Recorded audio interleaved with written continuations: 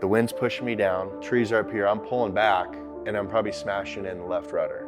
And so I'm fully cross-controlled here, and I'm climbing out 2,500 full power and out to here, and probably like 20 feet up, and it just snaps. And before I can know it, I'm going straight into the ground, and I got like a quarter of a second to say one F word. I was able to grab the V-brace, and I augered the thing straight into the ground. Welcome to the Coffee and a Hangar podcast. My guest today is Adam Grenda. Adam is a pilot, big game hunter, and trapper based in King Salmon, Alaska. Adam learned to fly beavers from my previous guest, the legend Ron Hayes. He has a popular YouTube channel where he chronicles his adventures of flying his Super Cub and hunting in Alaska. In this episode, he shares his story of coming to Alaska, the journey to learning how to fly in the bush, many of the mistakes that he made along the way, and what we can learn from them. Enjoy. It brings chills to me because I got to sit right seat with Ron Hayes. It was 2010. It was the year Senator Ted Stevens died. It was really nasty weather all over Western Alaska. Multiple low IFR days, and you're running a lodge that needs some fish. By the way, he was only like 80 at the time, right? Yeah, he was 80, and he had hired a camp helper off the street. And I think he like picked him up downtown. He might have been a bum, and they had kind of gotten an altercation, and he might have said some choice words to him, and the guy jumped down and like, he was like 40, 45, and started like whooping on Ron, and Ron grabbed an empty propane tank and I think swung it at him or something is the story I remember. But he broke his pelvis when the guy like tackled him. So he's like 82, broke his pelvis, he's got over 25,000 hours in the left seat in the Beaver. And I'm the kid with 350 hours in the right seat flying the Beaver, dual controls, learning from this legend. And I'm just like, dude, this is a lot to handle right now. And the weather sucks. My first day, it was gusting like 44 knots. He just like screaming at you the whole time, probably? Oh, he's an amazing pilot. But the instructor part, it was hard to stay positive about that because I just got told how much I sucked. And I remember the first day, it was blowing 44 to like 50 knots. And you know, a Beaver is so slow and so dynamic and across when we were pointed this way, but you're literally looking out the side window going forward in the Beaver. It was so windy.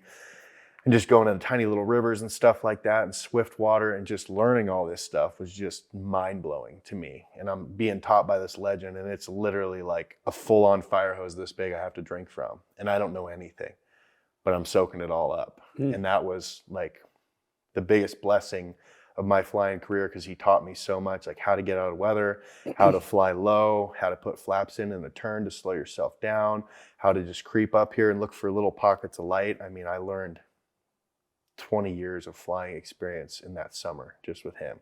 How do you fly low? What's so... When you're getting to where you can't see a horizon, he told me, I'll try and do my best impression. It's like, boy, you always want to see that horizon out there. And I'm like, what do you mean, Ron? He's like, look, there's a horizon. And he would pull up a little bit and you can't see anything, just a wall of gray. And we're talking half-mile viz. You push down, you could see a mile. And that was good for that summer, right? We're looking for a mile. We're flying 90 to 100 miles an hour, loaded with 6 fatties in the airplane and all their fishing gear and everything and a lot of gas to like make it back and forth to the coast. And we're picking our way up the rivers, and he's showing me how to navigate the lowest possible terrain with the water and just get low and see that horizon and see those trees out there. Because if you pull up 50 feet, you just can't see. It's a wall of mist and a wall of gray. And he taught me it's better to be 5 feet off the ground and be able to see than 100 feet up and not have any forward viz. Because you need that forward viz to stay ahead of the airplane, make cognitive decisions. And if you're flying up a small river and you don't have the time to make that cognitive decision, you're not going to have time to have an exit, and you need to have multiple exits. And so he really taught me how to be safe that summer. That was probably one of the biggest lessons.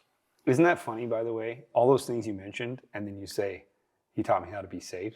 Like, someone that has never done anything close to that flying type would be like, what are you talking about? That all sounds like the most dangerous thing ever. You know what I mean? But it was normal. Yeah. And I was normal. Yeah. I was blown away. But by mid-August, you're like, yeah, I guess it's a mile and 200.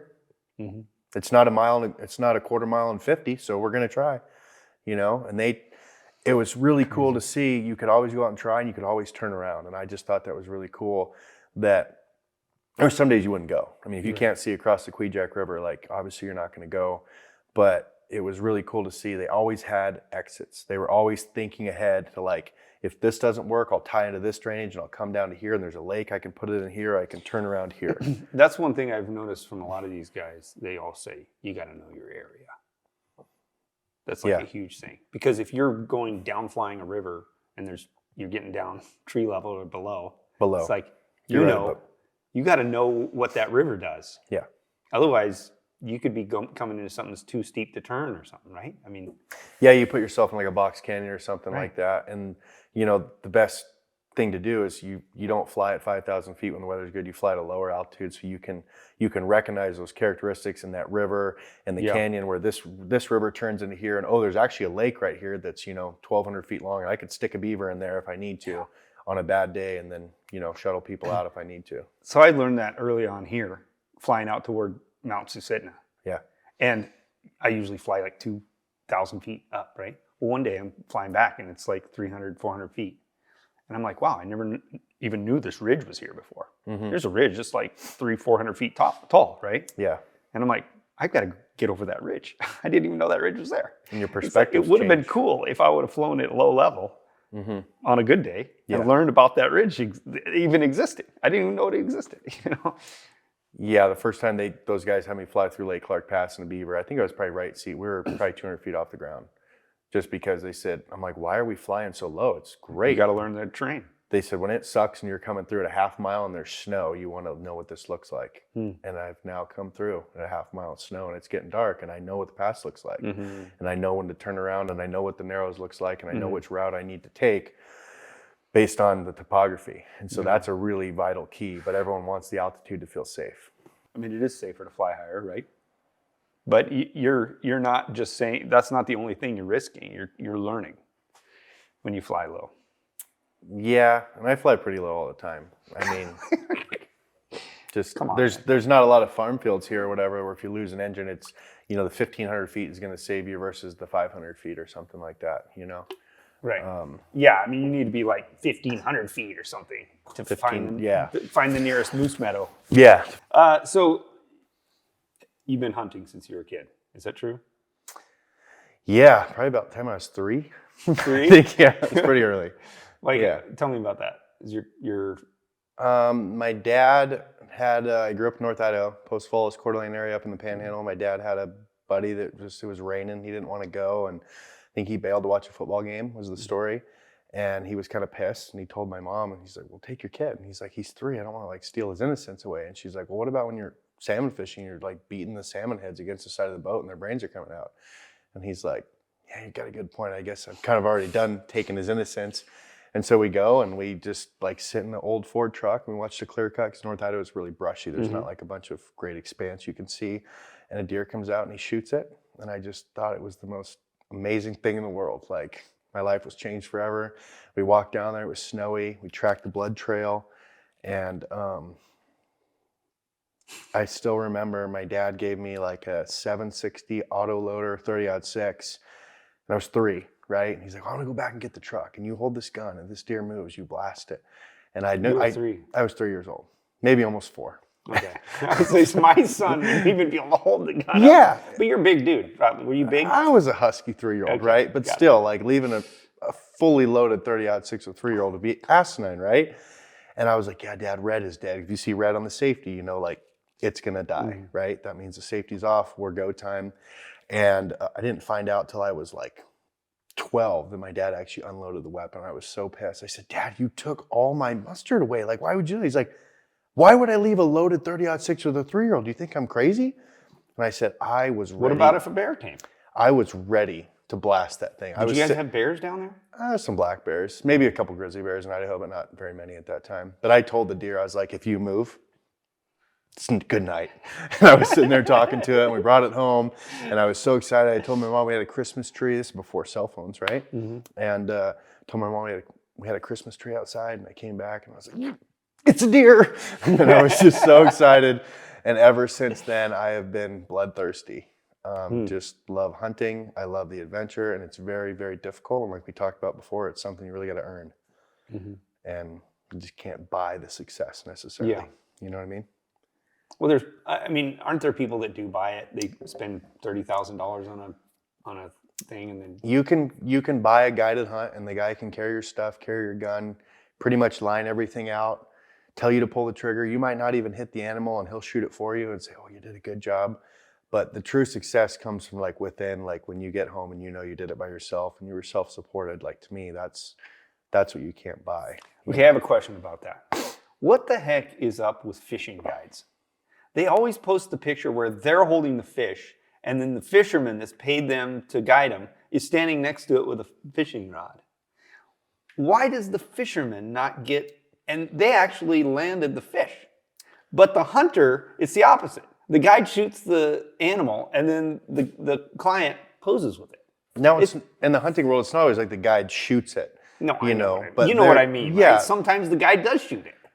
at least put some bullets into the animal. You could say that, you know, and nobody knows exactly. No one knows, We're both right? shooting the same caliber. No one knows what happened. I did the fish guiding thing for a while. I'm sure we'll talk about it. It's kind of how I got my foot into flying up here. But it's really, most of the fishing, like a rainbow or something, is going to be a catch and release fish. Right. And you don't want to hurt the fish. And most people cannot hold a fish to save their life, or they're going to hold it like this, you know? And you can't do that. The guide's going to hold the fish where you just lay it across the knee. It's got the perfect angle. And then the other guy is going to take the wide angle lens and get a really good shot for the Instagram or whatever, right? So it's because of the release. That's why the guide. I always thought, man, these guides are so selfish. They get in a photo with the fish, but the person who caught it is standing there. I guided for a long time, and I'd have my clients hold the fish, but the picture I could take with them would be much better. It would showcase the fish, which is the trophy and everything. I think, I have to argue with you on that. I think if I was there, I'm much smaller than you.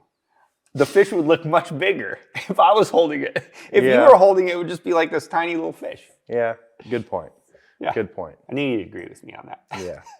That is good. But yeah, most people just can't handle them very well. Trout are kind of fragile. If you keep dropping trout over and over into the bottom of the boat, they're just not going to swim away. And people don't want that. So that is frustrating. when That's you probably see a trout getting just totally demolished with someone trying to take a picture of it. Yeah, or any fish. You're going to let it go. You know, pull it out, get the picture, throw it back in the water, and do your thing. So you go hunting with your dad. That's just crazy. And was your dad a pilot or anything? No aviation history in my family. So how did you do the aviation thing? Oh, man. I loved hunting all the way through high school. And I mean, I didn't really play any sports. I kind of had like 2 seasons. It was like hunting season and then girl season. You know, like I didn't even intermix those because I didn't want a girlfriend in the fall. And I got to where I'd fish a lot. And I used to fish like obsessively. And I had a little boat and I'd sit out on the lake. I mean, I was a little fat kid with like power bait. You know, like the rainbow power bait with glitter. And I would sit all day for like 2 bites of a trout, like a little rainbow like this. My dad had been to Alaska a time or 2 fishing and said, you really need to go to Alaska. And it was in between my junior and senior year of high school. He kind of met a guy that had a fishing operation on Nushagak River. And he's like, hey, my kid wants to come work for free and he wants to get equal fishing time. So if he works 6 hours a day, he wants to fish 6 hours a day. And I worked probably 14 hours a day and fished very little the whole summer. I made $2,000 in tips. I thought I was super cool. But at that point... Sorry, how old were you again?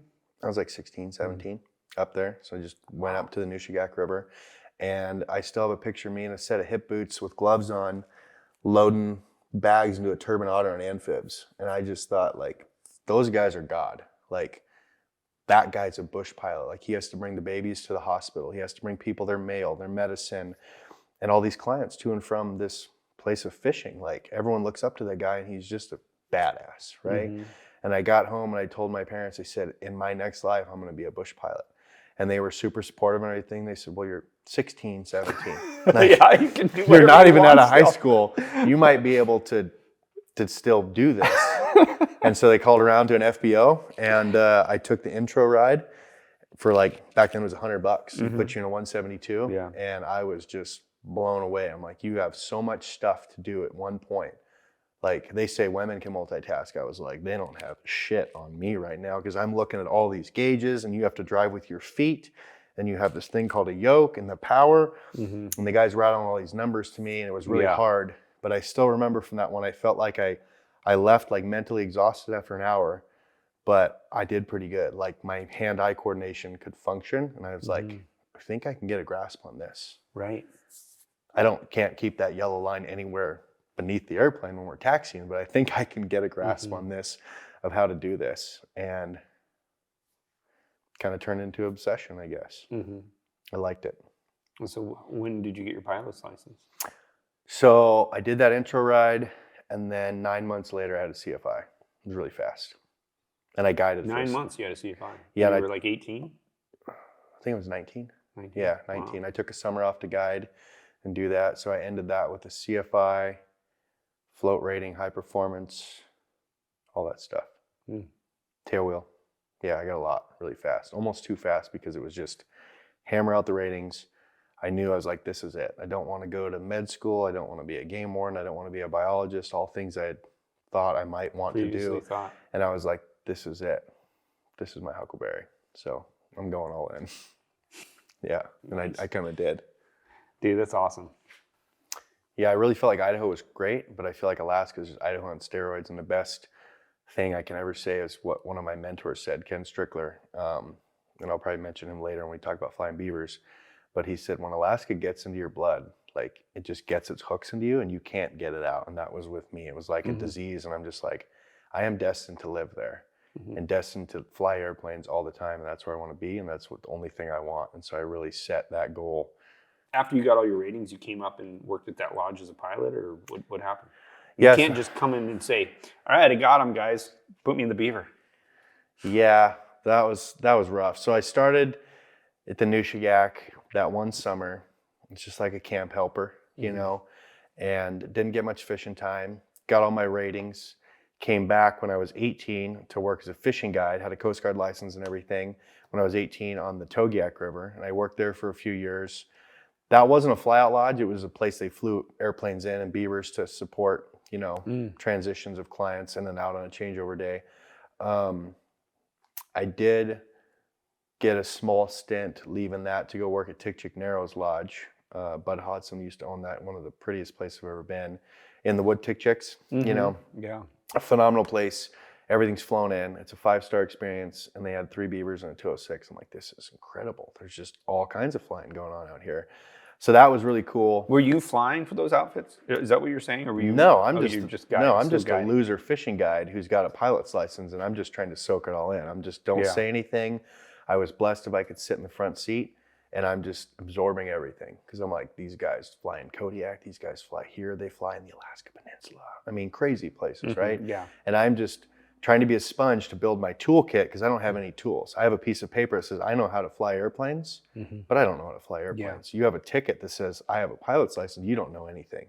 And that's kind of how I felt, and I still try and humble people and reiterate that to them, because you really don't. Just because the FAA says you can fly doesn't mean you can fly in a really unforgiving environment like Alaska.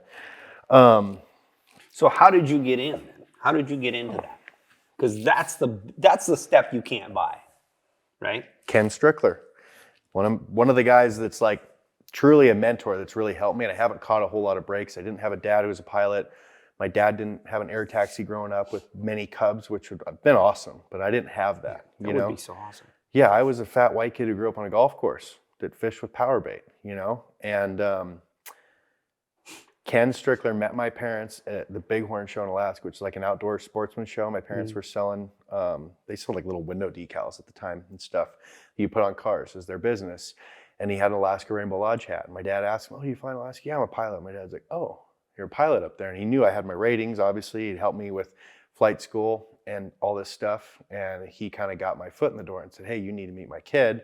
So we went, and I think we met at a Starbucks in Liberty Lake, Washington. We talked about the summer and the flying and everything, and I was mesmerized. And I went up there, and I was a fishing guide, but I was kind of like the pilot in training, because the thing like with lodges is there's not just an academy pumping out people that want to fly beavers. So you have to kind of train internally. Right. You have to take a guy who's a guide who wants to make more money and wants to make a career, and say, we want you to be a pilot, go show some investment, get a pilot's license and do this. So I had all that. I already had all the ratings and everything. And so I started flying right seat. And that summer, Alaska Rainbow Lodge was owned by Ron Hayes. And if no one knows Ron Hayes, look him up. Like, he's a legend. I don't know how many, he's got to be close to 30,000 hours. And the best way I can explain Ron Hayes is sitting in his office, usually getting my ass chewed for something. looking at his computer screen. It was like the desktop screensaver, and it would just be a slideshow. It was one airplane wreck after another, and I'm like, what happened here? He's like, oh, a float fell through the ice, or the ski punched through the ice, or ripped the floats off here, or the Beaver ended up 100 yards off the shore. I mean, just all the stuff you could have never imagined. They've done it, and they used to hunt polar bears in the ice pack. I mean, Cubs that the fuselage looked like this when they flew it out, like a banana. And I'm just like, how'd you put 4 guys in that float? I was like, oh, we just did it. So I'm still the sponge, soaking all this up. I'm 20 years old. That would have been absolutely insane to sit there with Ron Hayes and hear his stories like that. That summer with Ron Hayes was really instrumental in my flying career as far as learning, flying right seat. There was people in there. These were paying clients that paid $8,000-$9,000 a week to come there. And I was like, man, I'm the one manipulating these controls. And like sometimes I would land and he wouldn't touch anything. And I'm just like, oh, this is crazy, right? That is actually just an insane thing that you lucked into. Yeah, from just a random guy. I mean, because there's a lot of people that fly in Alaska that have a lot of experience that would have loved to do that. With him specifically, probably. Yeah, like I said, I'm truly blessed. Yeah, Ron's got a history of like a serious history of stuff. And I love his past and everything. And he was big into the hunting and the poaching and the guiding and stuff like that. But I mean, he started up here as like one of the founders of Bristol Bay. Like he saw the writing on the wall that there's money to be had, there's good sport fishing, there's good hunting, built a phenomenal lodge in the middle of nowhere. And it's truly a remarkable place. Still go there every summer. There's a little strip I take my Cub into, and we go and have dinner with the new owners and hang out a little bit and stuff. But that was a pretty monumental part of how I got into the industry. Otherwise, I would have just been like beaten down doors. How long was it before you were flying left seat in the Beaver? I was 20 at the time. The next summer, I came up here, I wrecked a Super Cub, and then went to guide. I'm sure you want to talk about that. And then 22, I was flying full-time air taxi in Ketchikan. Okay. Mostly 185, some Beaver. But okay. The outfit had a 185 and a Beaver. The Beaver made more money in tips and was just a bigger machine, more to handle. So the owner took that, and I took the 185. So what happened with the Cub? Wrecked it. Yeah. Yeah, that's it. Okay. Full story. Cool. All right. Next. No, I'm kidding. I broke rule number 1, and that's don't F up, and I did. Rule number 1? That's don't it. F up. Yeah, pretty much. It's ironic because it's going to be on YouTube, right? This whole thing is going to be on YouTube. Yeah, I was watching YouTube, and I was watching like the hardcore Super Cubs, Bill Ellis and like Atlee and like all those guys.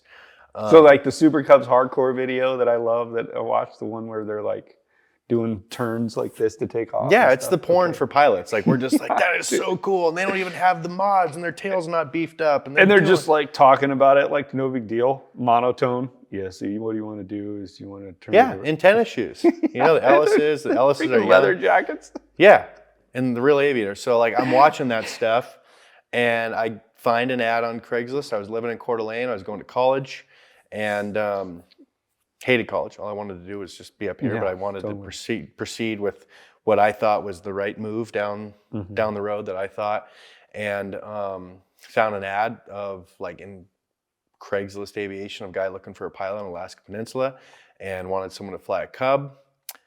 I said, well, I don't have a tail wheel endorsement, but I'll go get one of those. And so I went and got a tail wheel endorsement in Pullman, Washington at the flight school where I did my private, and had 3.2 something hours in the Super Cub and a tail wheel rating, just enough to be Top Gun, right? And I had some time, I had like 400 hours maybe at this time. I've been instructing a little bit, CFI, flying some, and then those summer hours, you know, I was able to log some of that stuff as like training and whatnot. And I get up here and the guy takes me and we go kind of bounce around the Knik, and we went up the Knik and I don't know, did 10 or 15 landings and was like, yeah, you're pretty good. You're good to go. And just go and solo this thing. And it was a junker Cub. It was probably back then, you know, 2011, it was probably a $40,000, $50,000 Cub, just like a beater guide Cub. And on 31, so the 150 narrow deck. And yeah, I was flying that thing and he's like, yeah, you're good to go. And so I did. And I thought I was good to go because he told me I'm good to go. Yeah, of course. And so I went out to Kinnick, and there's just all kinds of stuff. And I'm just like, someone pinched me. I got a Super Cub. I got full tanks. Like, I'm Atlee Dodge, right? Look at me go. And I was doing stuff, when I look back on it, back then, that I wouldn't even do now with an experimental Cub, with 35s, shocks, 7,000 hours later, that I wouldn't even attempt. Like what? I saw some ruts. There's all kinds of ruts out there. I mean, I'm not super familiar with the Kinnick where you guys fly all the time, but there was like, I don't fly out there. I'm not a Kinnick guy. There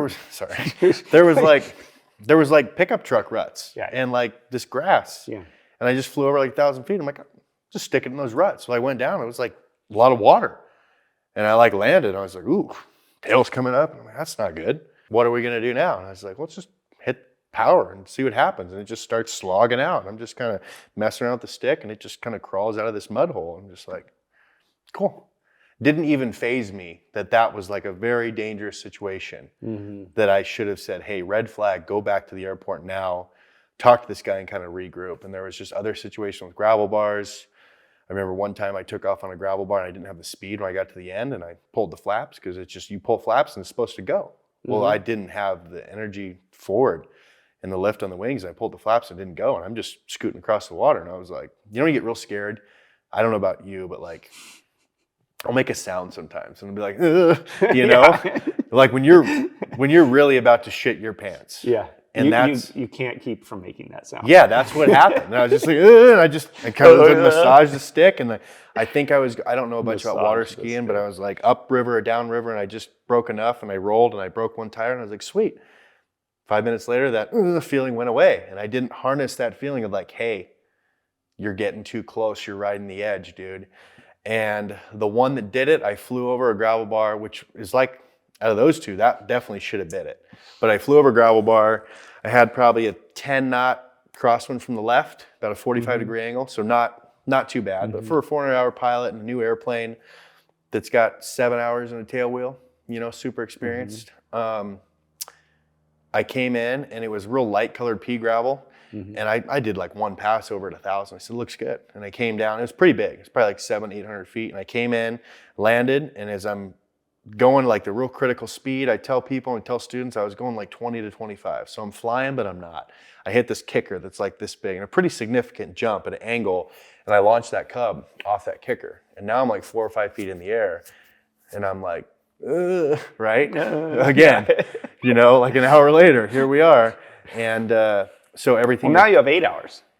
Yeah, an hour later from my last, scary. Yeah, but I'm saying you're like 20% more experienced than you were the previous. Yeah, still don't know jack shit, right?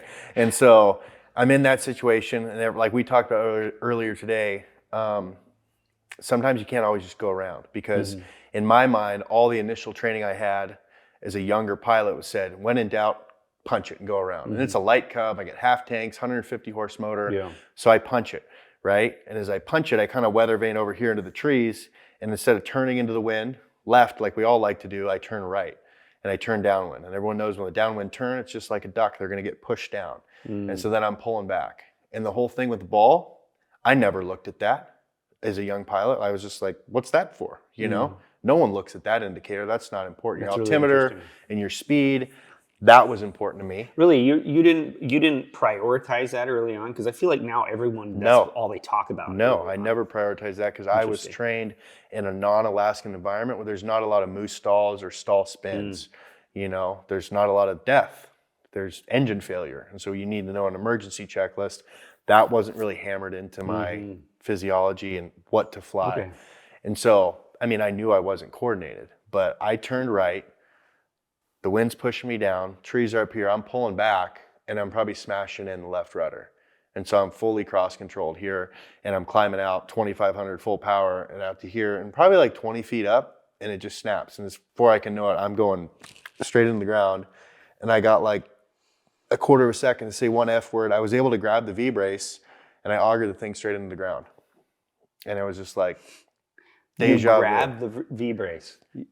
Wow. Yeah, grabbed the V-brace, said, oh fuck, we're going in, and that's it. Hey guys, we'll get right back to the interview, but first, let's talk about the easiest way that you can support us in making more content like this. So this program is self funded, meaning if you want to support us, all you have to do is go to my company's website, sportaircraftseats.com.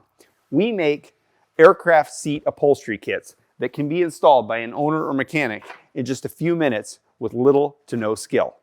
Now, the process that we have created is very easy. You can design and order the seats right on our website. We'll then make them according to your customizations and what seat frames you have, and we'll ship them right to your door. We have instructional videos that show you every step of the installation process and a comfort and fit guarantee. Click the link in the video description or go to sportaircraftseats.com to check us out. Before I can know it, I'm going straight into the ground, and I got like a quarter of a second to say one F word. I was able to grab the V-brace, and I augered the thing straight into the ground. And it was just like deja vu. You grabbed the V-brace. Yeah, grabbed the V-brace, said, oh fuck, we're going in, and that's it. And it was terrifying, right? And I was like, man, when you said you wrecked a Cub, I thought you maybe flipped it over or something. No, I totaled it. Wrecked a Cub. I totaled it. Wow. Yeah. That is a... Yeah, full stall spin. No shoulder harness, had a seatbelt, the top deck, I mean, there's not a whole lot there. I don't think it had an X brace or something. And it crushed in. And I'm a pretty small guy, right? 6'2", 250, barely fit in the Super Cub as it is. And you're looking at the thing like, how did I survive? I didn't have a helmet. You know, I had an old David Clark headset, just a lap belt that was probably loose, you know? And I had one little scratch on my knee. That was it. I turned the gas off. I was so disoriented and such a low time Cub pilot. I tried going out the left side. And I'm like, no, idiot, that's not a door. That's a window, you know? And so then I opened the door. I was able to get out, crawl out. It's leaking gas. And multiple airplanes flew over. Helicopter came, picked me up. And I thought at that point that my whole flying career was over, because I had 300-400 hours. I'm like, who would ever hire a guy that's wrecked an airplane? I'll never be insurable. And I'm just a piece of shit. They can't fly airplanes. Wow. You know, and that was a very eye-opening moment for me. I don't know how the insurance companies or other companies that want to hire a pilot gauge it, but I would say someone that's been through that and learned from it is much safer.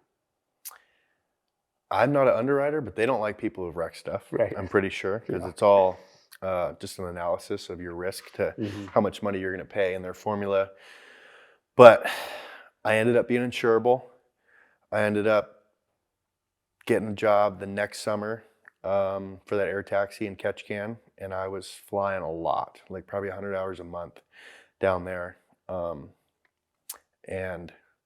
185 on floats, Beaver on floats a little bit, and really nasty weather, really windy, similar to Peninsula, just different. Ocean, big water stuff, swell, and some more technical stuff on the floats. And so I was able to like keep grinding, but it definitely put a big speed bump into the whole flying, because I realized I was not Top Gun. I can't do the things the guys with 20,000 hours on YouTube can do. And I don't really know anything about airplanes and aerodynamics and fundamentals. You have to do a 709 ride with the FAA, which is hopefully something you don't know about, which is a ride that's shows you know how to fly an airplane again. And that's a pretty easy ride to do, but no one wants to find themselves in that position to validate to the FAA. I still know airmanship, and I still know how to fly straight and level and how to stall an airplane straight ahead. So yeah. Do you mind talking a little bit about being young and making those kind of decisions? Because, I mean, you're still a fairly young guy. Yeah, I'm only 34. That's crazy. But, yeah, at 34, I was not nearly as mature as you are. I mean, I'm not saying you're mature. I'm not that mature. But you have 5 kids that you are responsible for, right? Yeah. And so I think that's a level of maturity that anyway. But being that young, I feel like there's something that happens in your brain, and I'm not trying to discourage young people, but I am trying to say that if you are really young, there's something missing, and you should know that, right? I mean, there's got to be something that's missing from the 20-year-old brain that says, oh, I just ran into ruts, got this thing stuck, and somehow it popped out of the ruts, and I took off, and the motherboard isn't wired in your brain. It's not wired to think about that. Yeah, the motherboard in your brain is a 20 to 25-year-old, I would say, or under 25 years old. you need to be cognizant because it's not wired to say, hey, you about lost your heartbeat, you know, and you about met your maker way too early than you probably want to for just being a dumbass. And there's a reason statistically that like insurance companies, you can't rent a car when you're not 25, right? Because they know statistically you're not mature enough to make qualified decisions. Aviation and airmanship is all about decision making. I talk to plenty of new pilots. I get everyone asking me as an instructor, hey, how can I do the stuff you're doing? And I'm like, it's not hard. You can drive a truck, you can drive a Cub. It just takes proficiency and critical decision making at a critical point where you have to make the right decision. Well, but decision making is, when I think of that term, I think of like something you can sit and ponder. And what we're talking about is split-second decision making, which is like a whole nother thing. Yeah, when I go back to that instance, like, should I have been up the Connect? No, I probably should have been in Goose Bay. Right, that's a better decision. That decision, I should have said, you know It's what? an overarching umbrella decision. I should have done one thing and then went back and told the guy that had the Cub that wanted me to fly for him, like, hey, I feel like I'm like in too deep. I know you're busy and you're getting ready and stuff. Like, we should go again because this happened.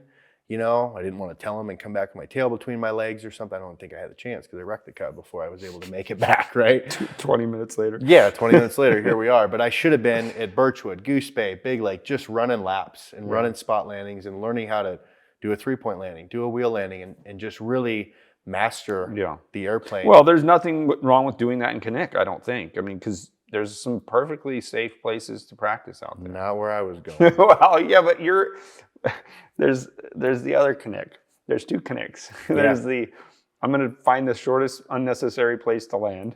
Yeah. That literally there's zero reason to land there. And then there's like the practice strip, or right in front of Wolf Point where there's like a 1,500-foot perfectly smooth gravel bar pointing right into the wind, you know?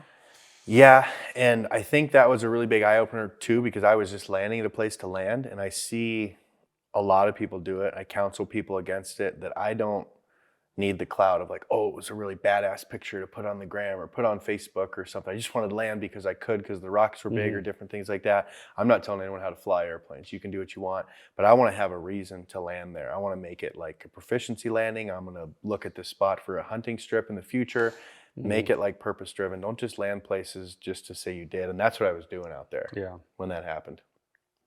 The really interesting thing that Kirk brought up when I interviewed him, which I kind of agree with, but I don't know if it's just because I'm lazy mentally or undisciplined, but the way I understood it, maybe I'm misunderstanding him completely, so I don't want to put words in his mouth, but the way I understood what he said was,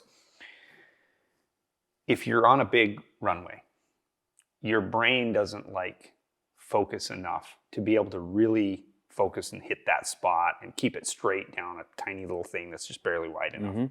And so you need to go somewhere where it gets your heart pumping a little. That's what like I said, I might be putting words in his mouth, but I think that's what he said. I would agree. And I think that too, where I'm like, well, when I land on a runway that's exactly as wide as my tires, I never run off of it. But when I go on a bigger runway, I'm going side to side, and I try to focus, but it's just like I never land perfectly. So what do you have to say about that? Because if you go to Goose Bay, you don't have that. True. I feel like at that point I should have had enough self-awareness to know that you're just not ready for that at all. Yeah, just to master the airplane and the feel and go up and do some slow flight installs with it and stuff that I hadn't done. But I would 100% agree with Kirk because... But you're saying that's like a next level thing, maybe. That's what you do after you've... Yeah, I mean, I train people... comfortable in the plane. Yeah, I train people, and like, I don't want to stay on pavement because pavement's hard for off-airport bush wheels and hard on the equipment. And it's hard to really get your confidence up because pavement's kind of grabby and stuff. But we should be able to take off and keep the center line between the mains, like at a very bare minimum. That's like the PTS or the ACS or whatever it is, standard. Yeah. Is to keep the center line between the mains. And that's like bare minimum. If we can't do that, we shouldn't even leave the pavement. And then I tell people, once we do that, let's go to the gravel and let's work on spot landings here and let's work on staying in the center of the gravel and stuff like that. And then once we have that, let's move into like the Connect environment and go to the 1,500-foot gravel bar, increase the risk a little bit, but we know we have 1,500 feet and we can get off center a little bit and see how we do and slowly build up proficiency. But I think that's really good because when you go to a spot that's 8-9 feet wide, you got to nail it, and you have to because there's no margin for error. Yeah. You know. And I see a lot of people get lazy. King Salmon's 10,000 feet. I see people come in all the time that, like high time people that won't stay on center line. They won't taxi on center line. They'll say, oh, like we'll land whatever. And when I'm training people, I'm kind of a prick, but I'm like, tell me exactly where we're going to touch down. Like, oh, somewhere in the first 2,000 feet. And I said, well, that's cute, but tell me exactly where we're going to touch down. Like at the beginning of the 1,000-foot markers, at that white line, exactly where we're going to touch down. Because I want a precision approach every time. You want to see that they can do it. I want a precision approach before I can take you in an environment that's going to require more of a precision approach. And if you can't do that on a 10,000-foot runway, or you're not pushing yourself to that skill set, well, then we should probably just quit. Yeah. You know, don't get lazy there. Like hone your skill there so you can be better in an off-airport environment. And that's why I think part of that is mental laziness of just not forcing yourself to do it when you don't have to. But also I do think sometimes it's just like, no, I'm going to go try and land at this spot where it's narrow and short, and I'm going to practice there for a while. And it makes you feel a lot better too when you go to a short spot or a demanding spot, that you have the ability and the skill set to hit your spot every single time. I see a lot of people struggle with that, and I really try and hammer that into myself, that you have to hit the spot, never short, and you have to always hit the spot like within 10 feet because you're missing a lot of runway availability if you're in a 300-foot spot. A lot of people would argue with the 10 feet thing and say, it's got to be exactly. You go out, a drill I do is I go out and in the sand, there's a lot of those cinder blows down the peninsula. I'll go out and I'll take like 7 steps. And so it's like 20 feet. And I'll draw a box, 20 by 20 foot box. Yeah. And I'll come in and I'll try and put my Cub, my main tires without bouncing in that box 10 out of 10 times. And it's really hard to do. So if you go out and draw yourself a box and try that drill and really tune yourself up and see how good you are, it really makes you self-aware. Most people can't do it. Most people land short, most people bounce, most people float 50, 100 feet past their mark. And you have to do that kind of stuff to be going into a really short spot that requires that. You know what I mean? So where do you want to go from there? I guess just keep telling the story of all my screw-ups, Absolutely. I guess. Let's hear some more. I don't mind sharing the screw-ups because I joke with people. I have nothing to hide. I will tell everyone everything that happened. If someone can learn anything from me, because I still think you're scraping the bottom of the barrel by the guys you've had on here. I'm such a low time guy compared to all these other guys who are really, really well-known pilots. But if someone can pick up something that I've done that's a mistake and learn from that mistake, that would mean a lot to me. And you're good at articulating too. You can't discredit the value of someone that knows how to articulate things well. So that's part of the value of you. Well, that's good. I appreciate that. And I told my kid, a dumb person won't learn from their mistakes. A smart person learns from their mistakes. And hopefully people watching this are intelligent people and they will learn from other people's mistakes. And hopefully I can save you a few, because I've bent a lot of metal and I've cost myself a lot of money and a lot of heartache. But I'm going into Ketchikan.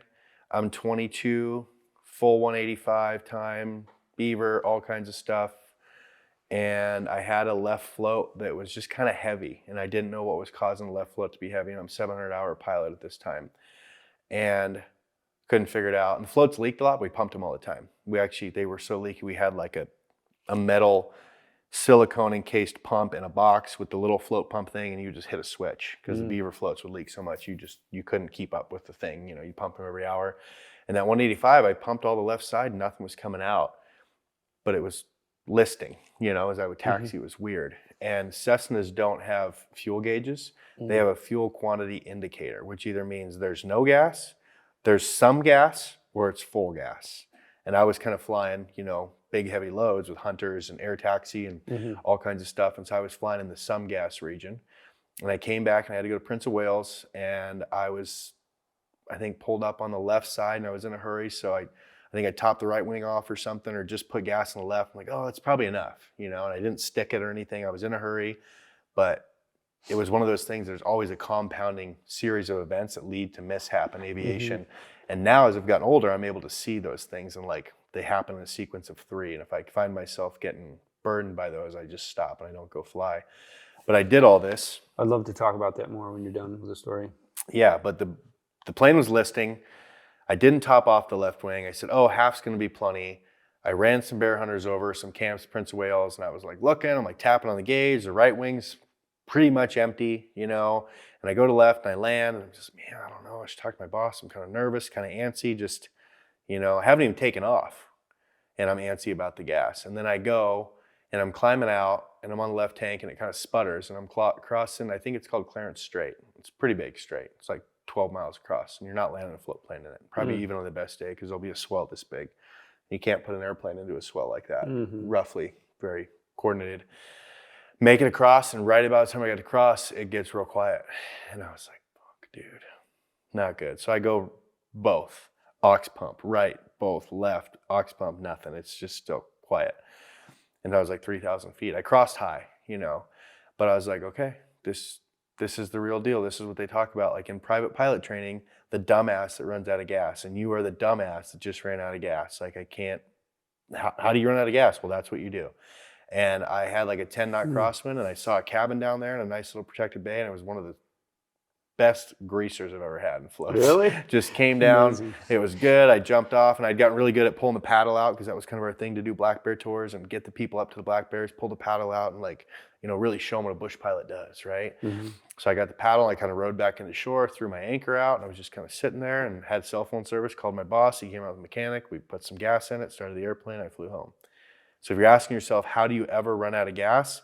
It's a sequence of events. And the sequence of events that happen for people who don't know or are like familiar with floats, it's like the Titanic, there's multiple compartments, right? And I think this float, there are like 2870 ETOs on this 185, had like 7 compartments. Well, the front compartment, every compartment actually has a tube that runs all the way down, and there's a little band that holds that tube to the bulkhead, and then it goes down.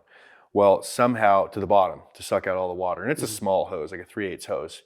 Somehow that band had broke and that tube had went down and it had kind of gotten rotten over time and it bent up like this. So the tube that was sucking out water wasn't in the bottom of the float. It was 3/4 up here in the top of the float compartment. So the float compartment, which holds a lot of water, you know, it's probably what, this big, this deep and 2-3 feet long. 20 gallons or something is in there. Probably. Maybe more. Yeah. Yeah. It felt like I had Santa Claus sitting on the front left part of the float. It was just dragging. It was hard to take off and get up on the step. And I wasn't sucking out the water. And that led me to not put enough gas in there, which led me to take off. So you didn't, because you thought the fuel tank was full because of how it was sitting? Is that something. Yeah, got it. Something that was going on and I couldn't pin it. So you just kind of thought, well, the left wing must have fuel Must in have it, some more gas. And we didn't have one of those little sticks that you put your finger on or even a wood stick, you know? Yeah. And even if I did, it wouldn't give me an accurate reading because the plane's sitting unlevel like this. So it would show less gas than it actually held. And yeah, I didn't have the right amount of fuel and then I was worried about it. So I took off and then I got over there and I should have told my boss in the Beaver, hey, I need you to siphon me out some gas because I'm low and I kind of screwed up, or fly me some gas back. And I didn't. And that led to running out of gas. So it's always a series of events. And what you said, you want to talk about this, I find myself now, like if I'm going out flying a my Cub and the weather's deteriorating and then I'm late. And then it's like, oh, I forgot my pistol or I forgot this. And there's 3 things. I kind of have a rule of 3 and I stop and I just say, I don't think today is really going that well. And there could be a 4th thing that's going to happen and that could be very, very tragic. And so I'm going to stop today at 3 and kind of hold myself back. Dude, I've had some experiences flying where I almost killed myself completely, just absolutely almost killed myself. Welcome to the club. Absolutely did not damage the airplane at all. Didn't even run into anything, but I just came so close to doing something really stupid. And it's always on a day like that. Yeah, you're wound up. Like I had a day, I was going to take my kid and my wife, and we were going to go land on the lake with the skis, and it was like a little colder than I wanted it to be. So it's like, okay, that could be a strike, right? That's strike 1. Yeah, and then they were just not in the mood to go. Like even though they wanted to, he was like crying a lot. Finally get everyone in the plane. I mean, it was just like took way longer. And then couple that, I get in and my brakes aren't working. Well, I'm on wheel skis. I'm like, who cares? I don't need brakes. I'm on skis. There's snow here, there's snow there. But it was just like, yeah, I should have probably stopped there. Luckily, nothing happened. But like that is something like I learned that lesson. I'm saying lesson learned, free. It was 100% free. You know, man. Mine could have been a lot worse and it could have killed me. Right. You know, if I would have ended up 5 minutes before, I'd have been in Clarence Strait and probably dead and wouldn't be here. Yeah. But luckily, God was watching out for me there and diverted that emergency and learned a lot. And there was a lot of other things that summer too, that just little things that happened and whatnot. But that was another steep learning curve because there is no book how to fly in the bush and be a super duper bush pilot when you're young and you don't know anything. You have to build up a skill set. Well, even if you read the book, I mean, even if there was a book to read, I mean, it's like, are you really gonna? You just got to do it, and like you know, the way you gain experience is by screwing up, and hopefully, like I love the term. You get an empty bag of skill and a full bag of luck, and you hope you put some skill chips into that bag before the luck bag runs out. And luckily, I think I put some skill chips in there. I don't know how many luck chips I got left, you know, and I try not to dive into that too much anymore. Like, if I'm getting scared, I heard someone say this one time, and you know, if I'm getting scared, I'm not doing it right. If the hair's standing up on the back of my neck, I have pushed myself too deep, too far, and I don't have 6 exits now. I have 1 exit, and I don't like to have 1 exit. That's not where I want to be. Yeah, if you start feeling that feeling, it's 100%. Got to stop, whatever you're doing. Should have turned around a long time ago. Yeah. But, you know. Do you have any other kind of float flying experiences that stick out to you? Yeah, I had to hand prop a beaver floating down the Nushagak one time, fully loaded, that was about to roll into the bank. You want to hear that one? I guess, sure. Do you have a float rating? No. Any float experience? No. Very interesting. You don't have brakes. It really helps if you're good at running boats and running rivers, which I had a Coast Guard license, so I knew how to read water and stuff like that, so it helped. We were near, this is working for Alaska Rainbow Lodge now, and we were near Ekwok, Nustu, on the Nushagak. The silvers come in August, and you can see them on the gravel bar. So you just fly over the Beaver, and we just hop from gravel bar to gravel bar and say, oh, there's a bunch here. Let's land at the top of the gravel bar, put all our people down, and let's just try and everyone get their 5 silvers. Where do you put the Beaver when you land? You just grab the tail. They usually have a long stainless steel stinger like this, tail stinger, and you grab that and you lift up on the horizontal near the fuselage, you know, next to the side there, and you lift up on that with the back, like your lower back, lift that up, and then guides push on the leading edge of the horizontal, and you just tail those floats back up. And then you have a bunch of line with you or rope, and you take that and you tie it to a really heavy log, or you bury an anchor. So you're doing that in some like calm water, right? Yeah, it's pretty calm. You're on the inside. You're not like fighting the current to bring the Beaver in. No, but I did have a beaver pull out one time. I can tell you that story. That's the closest I've ever come to dying in Alaska. Pulled an anchor. But you're on the inside seam of a gravel bar on the Nushagak, which is a pretty big river and pretty dirty water. Well, we're fishing silvers, and I was netting fish, and I was cleaning fish on the back of the floats, just trying to help, because the pilot doesn't really do anything. You just kind of sit there. But I wanted to be interactive and help, and I think I was the person who had left the net, or maybe one of the guides had left the net. And it was a nice net, like a $300 neoprene, really high-end trout net. And so we had to go back and get it. And so when we were down at this gravel bar a mile away, we realized we didn't have it. And so I said, okay, well, it's probably too far away to step turn or step taxi up there, you know, which is where you just get the airplane on step and you just drive it like a boat all the way up there. I said, we'll just take off and I'll fly the mile up there and I'll just land and we'll scoot out and grab it.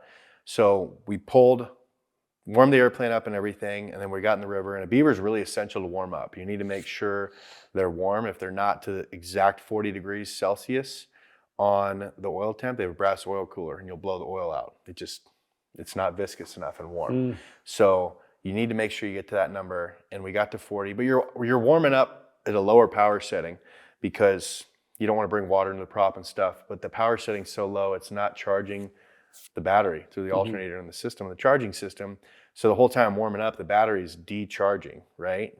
Necessarily, it's draining the battery, and we take off, and I don't fly long enough at a high RPM to get to this spot to charge the battery. So we're draining the battery, fly for 30 seconds, land, pull over, shut down, you know, and you just kind of nose the floats on the gravel bar, and the guides hold it there, and I run over, grab the net. They say, hey, do you need us to hold you while you start the airplane? I said, no, push me out, we're good. They pushed me out, and it went, and I was like, that's not good. So now the river's here, the floats are like here, And if you just ever taken a boat or a stick or anything, the water is going to grab those floats and pull you just out in the river. You know, that's how we are. And so we're out, and now the floats are pointed upriver, and I got nothing. And we're in the middle of Nushagak, and pretty, not high water, but I'd say moderately fast. There's a lot of water. It's a quarter mile wide in some spots. And I'm looking down at the corner, and I like open my door and I look out the corner, and like there's a 90-degree corner kind of below us, and the big cut bank and like sweepers and trees. And I'm like imagining in my head the wing's going to hit that. We're going to roll. I'm going to total a $500,000 airplane, and like half the 6 people in here are going to die because of me. And so I was like, dude, I don't know. The nice thing about Beaver is it's got really low compression. It's like 6-1 or 6.5. You know, it's a big radial, 985, but it's really low compression. So I set everything, and I tell the guy next to me, I said, George, when this bitch starts, you grab this lever and you pull it here, because I had the throttle cracked a little bit. And he's like, what do you mean? I said, dude, just listen to me. When it starts, grab this, pull it back to here. That's all you have to do. George is... Who's just George? A guy who can fish. That's all George is. He doesn't know. He's a guide? No, he's a client.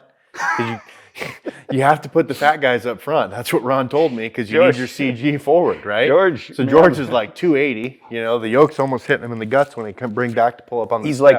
like He's a 70-year-old rich fat guy. Yeah, he's like a freaking stockbroker or something. Yeah, literally. Day trader. George, right? Came up in his golf shoes. This is my dream, to go to Alaska. Well, here we are. It's about to get real.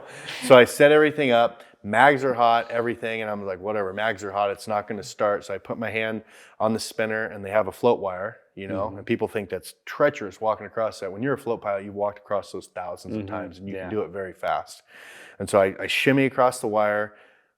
The floats are pointed upstream, and I open the back door of the Beaver. So each side there's a front door for the pilot, co-pilot. So that's your entrance door?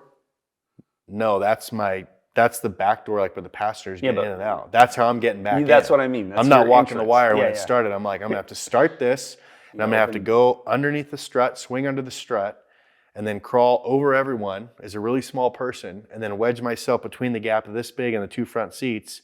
Hopefully George has pulled the power to idle, so we're not 1,200 RPMs idling up the river, and then I have to get in the seat, and hopefully we're not to the cut bank by then. And I get the Beaver set, and I just like, first try, I'm just like, God, please let this thing start. And I just barely turn it, and she roars to life, because it's warm, low compression. It's got a primer, so you can put plenty of fuel in there. And I was really familiar, because I've flown this Beaver all summer. I know just how much to prime it, just how to start it, just where to put the mixture and everything to get it to fire perfectly. Dude, my luck. I've hand propped my PA-11 1,000 times. The only time it doesn't start is when I need it to start.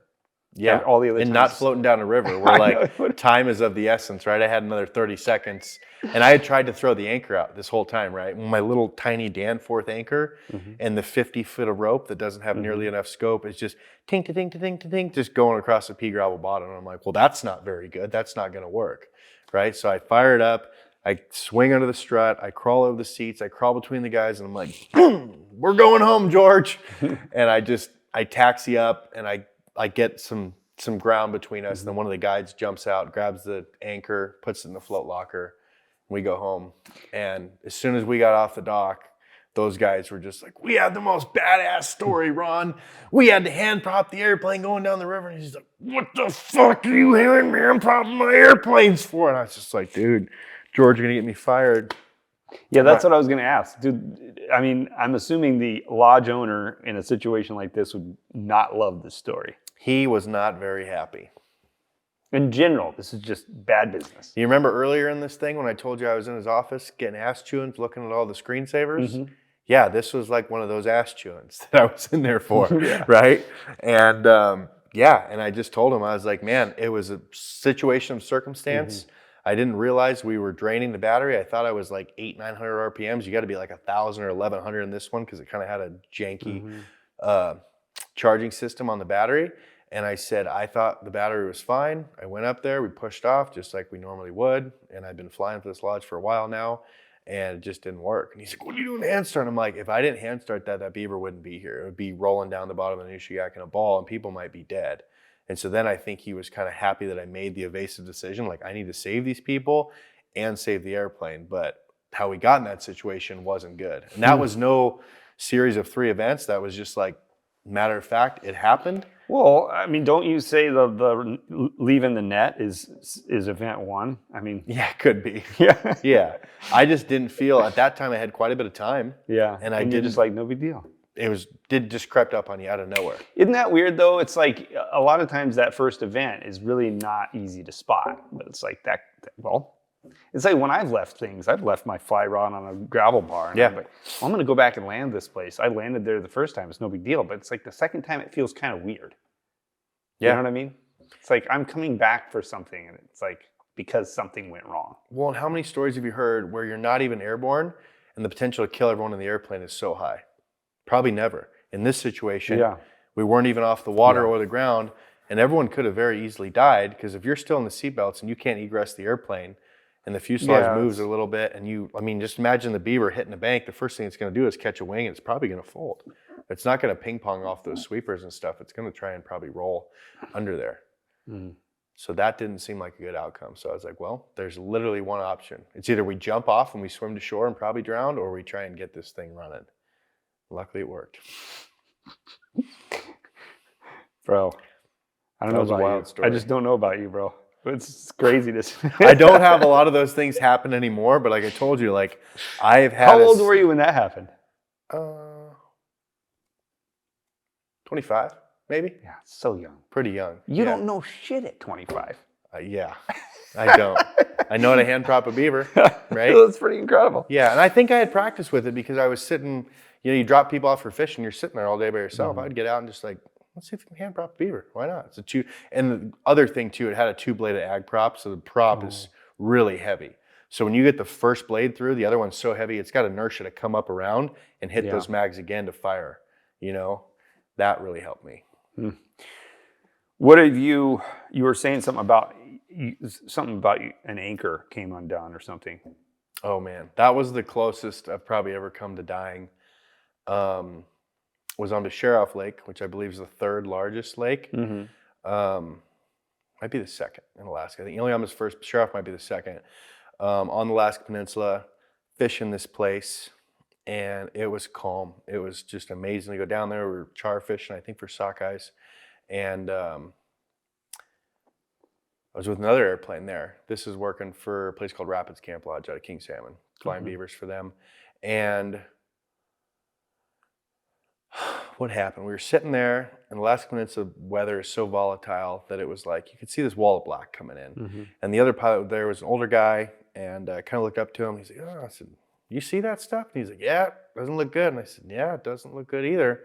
And we had radios. We tried to radio the guy and said, "Hey, get back here. We need to divert and go somewhere else. It's not in this giant lake where if it starts blowing, it's going to get pretty drastic here." And they couldn't hear us. And so I said, okay, I'll hike up there real quick. Just watch my airplane. And the planes were tailed up on the beach, but it's a pretty steep beach like this, right? Mm-hmm. And if anyone knows anything about nautical things about boats and Coast Guard and anchors, you need an anchor that has a lot of scope, which is a lot of line, right? You don't want a short anchor line. Well, I only had like a 50-foot line because I didn't want a bunch of extra rope in my Beaver.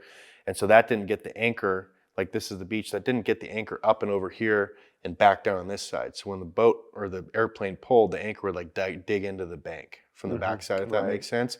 So I had the anchor sitting here like this, and our planes were 50 yards apart. He's sitting there in a chair, and then the wind came that we saw, and it gusted like 35 from the side, and it took the airplane, which is equivalent to many sheets of plywood, and a Beaver, and just corked it to the side.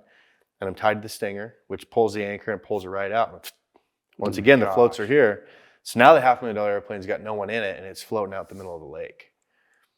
And so I come back, and I'm like, dude, what the fuck? My airplane's way up there.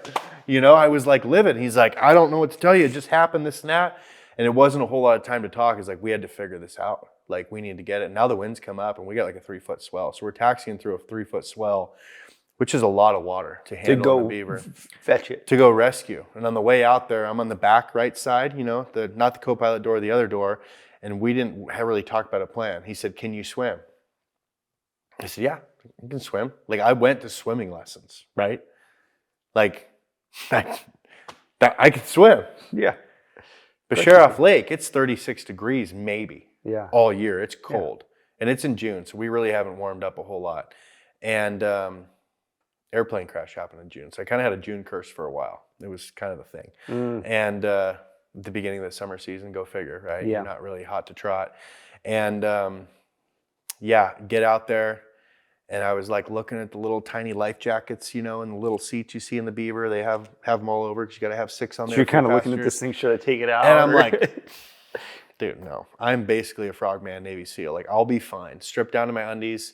And I'm sitting there on the side of the float. It's blowing 35. It's probably 40 to 45 degrees. And the water's, it's not frozen, but it's not 40. And I'm like, this doesn't seem like a great idea. And we're close to Beaver, as close as he could get upwind of it, and still have some maneuverability. And we get close, and I just dive right in, like full-on Navy SEAL. And as soon as I hit the water, I'm like, this is not very warm. And so I break out of the water, and I'm just going to town. All I got, and I can feel like my lungs feel like they're shrinking. And I'm like, this is a very weird feeling. This does not feel like the swimming pool that I learned to swim in. This does not feel like the Coeur d'Alene Lake that was pretty warm in the summer. And I'm getting really close to Beaver, and I'm just like, eye on the prize, going for the wire, right? It's not funny, dude. God, no, it is not funny. I'm just thinking of, I think I'm like, at this point, I'm 24, because this was the year before, I think, before the Beaver floating down the Nishigat there. I was 23, I think, 23, working for Rapids Camp. And I get up there, and I'm like, from me to your cup from the wire. And I reach out my left hand. I'm like, I'm here. And I just need one more, and the right hand's going to take it. And this huge gust of wind comes. It felt like it was like 60 knots. And my whole life drained out of me because I was here. And then before I knew it, the thing was 15 feet away. And I was 20 feet away.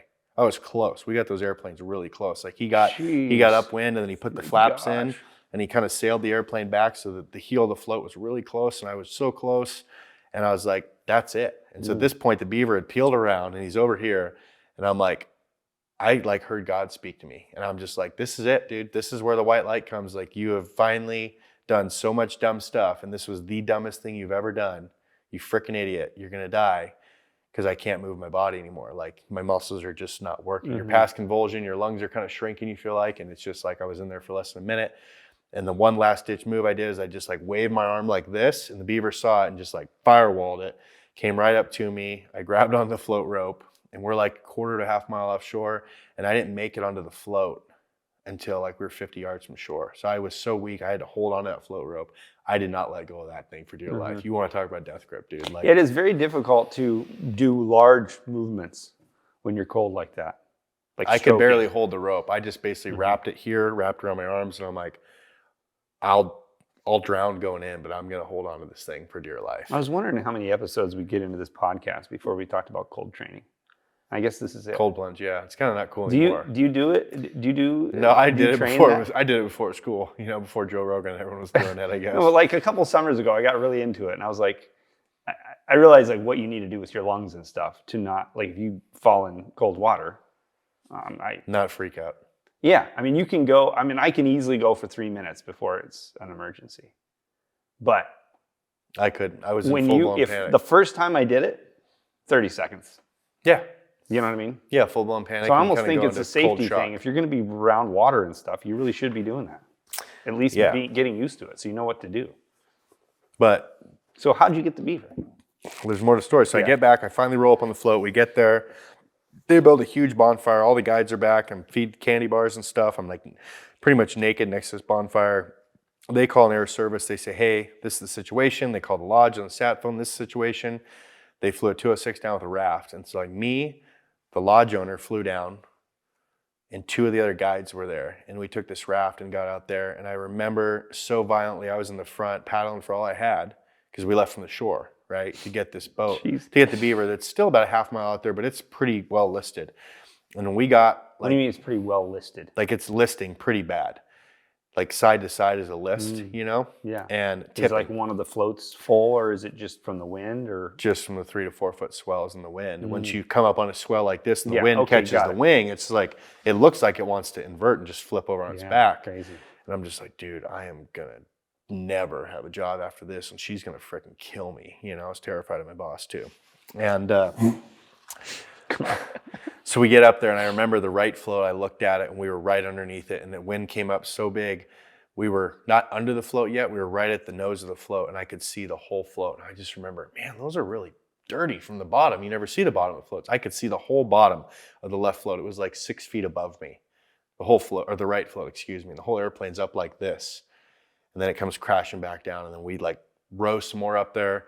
I was in the front. The guys behind me said I took that oar and just nice carbon fiber oar and threw it right into the lake, jumped on the float. My job was to get in it. They deflated the raft as much as they could just to get it small enough to throw in the Beaver. Everyone jumped in. I started it. Luckily, that starter worked and had to warm up. Right? You can't blow the oil cooler. So we're sitting out there in a 3-foot swell and the windows are fogging. I'm trying to wipe everything down and I'm full on shakes, right? Because I just got shocked, right, from all the cold. You're just barely recovering from hypothermia. Yeah. And I'm the guy that has to get this thing out of there. And I don't have a whole lot of time. The youngest guy in the group. Yeah, and it's not like an ocean swell. These are pretty fast succession swells. And so you can't take off across them, but you really don't want to take off this way. So I kind of took them at a 45, and the owner looks at me and he says, well, Grenda, you got this? And I said, I don't know, dude. We're going to find. The owner of the airplane is there with you? Yeah, right seat. And he had been doing some flight training and stuff. And my last name's Grenda. And he said, well, Grenda, you got this? And I remember I had the flaps in and everything, and I pulled the water rudders up, and I looked at him. I said, well, dude, we're about to find out. And I hammered it and just started, the first couple, they're coming over the cowling. I mean, the waves are so big. You're taking them through the prop. They're coming over the cowling and the windshield, and you're just trying to just rock that thing up on the step as much as you can, just like you're hydroplaning a boat. And you're trying to jump across the top of these waves. And you got a super heavy airplane that's like 3,600 pounds with 4 dudes in it and a bunch of gas. And still all the clients' gear from before, because they left everything in there that floated away, and the raft that's soaked with water. And you're just trying to skip across these waves and not break anything. And we managed to get out. We managed to kind of go around the corner where there's a little less wind, land over there, pick everyone up, and fly it home. That was scary. Like, water will kill you so fast.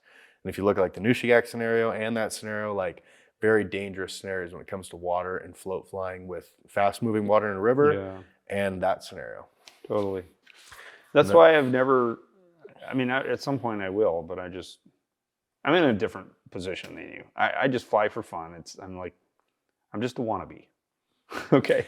I was doing it for a career, and but the float flying is, that's a serious thing. It's very fun, and it's very forgiving in different things, but there's just some things that just sneak up on you don't think about. And I had a lot of time in water. Did you question on the airplane in the water and the wind? It seems to me like if you were just floating in the water, that the tail, that it would weather vane around towards facing into the wind. Does it not do that? Boat will do that. The stern will always go, and the stern will always be facing where the wind's coming from. Airplane always, the nose points into the wind. That's what I mean. The nose. Yeah, the nose will every time. So when it's listing, you're making it sound like it was sideways, but it was facing into the wind. But it's just the swells are uneven and stuff. The swells are uneven because sometimes in that lake, the wind can be coming this way, but the wind coming from this way over here is causing the swell 20 miles away. Is kind of how that works.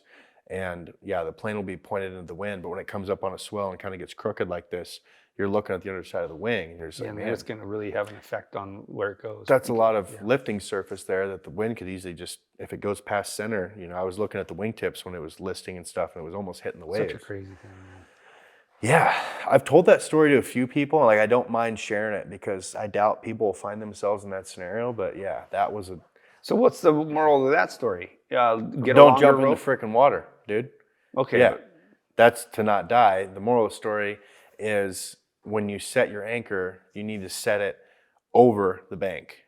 Set it behind a log or something that's definitely not going to get pulled in. It's going to pull. It's going to bite. So like if this is the shore, it comes up and there's a hill. Set it up on here, or in this case, the shore came up and kind of came down in a ditch. Set it back in this ditch so that anchor, no way. That the gravity is working for you. Yeah, and there's no way that anchor's going to dig through here, up and over, and then dig all the way down there. But yeah, that was not cool. That was part of the June curse. And yeah, that was pretty close. But then you're working at a lodge and you still have to fly all day, every day. So to fly those people back, and their fishing day was kind of over after that whole scenario. And the weather had came in, it was pretty nasty, we needed to leave. And then you're basically a line pilot for the lodge. Like unless your leg's cut off and you need to go to the hospital, you're flying every day. Yeah. So So you don't have any like, oh man, I just don't feel like it today, boss. You're right back in the saddle because you're getting paid a lot of money. Those lodge pilots make a lot of money, and I did for a long time doing that. There's one more Beaver story I missed in that, which wasn't very instrumental. Do you want me to tell that one? Yeah, tell me your other Beaver story. I skipped it. Sorry, it was when I was doing the air taxi work down in Ketchikan, and I was doing like a glacier tour, and it's coming out, and I was like working for tips. I'm making $1,800 a month salary, flying 100 hours a year. My rent was $1,200 a month. 100 hours a year? Sorry, 100 hours a month. Excuse me, I misspoke. Okay. But I don't even have enough to like cover my rent and my bills. And I'm flying a $500,000 airplane. I'm like, this doesn't make any sense. So you're making $18 an hour flight time. Oh no, yeah. Sucked, right? And I'm just expected to sit at the air taxi office, wait for a cruise ship passenger to come in and say, I want to see glaciers. Can you take me? And I'll be like, sure, I'd love to take you.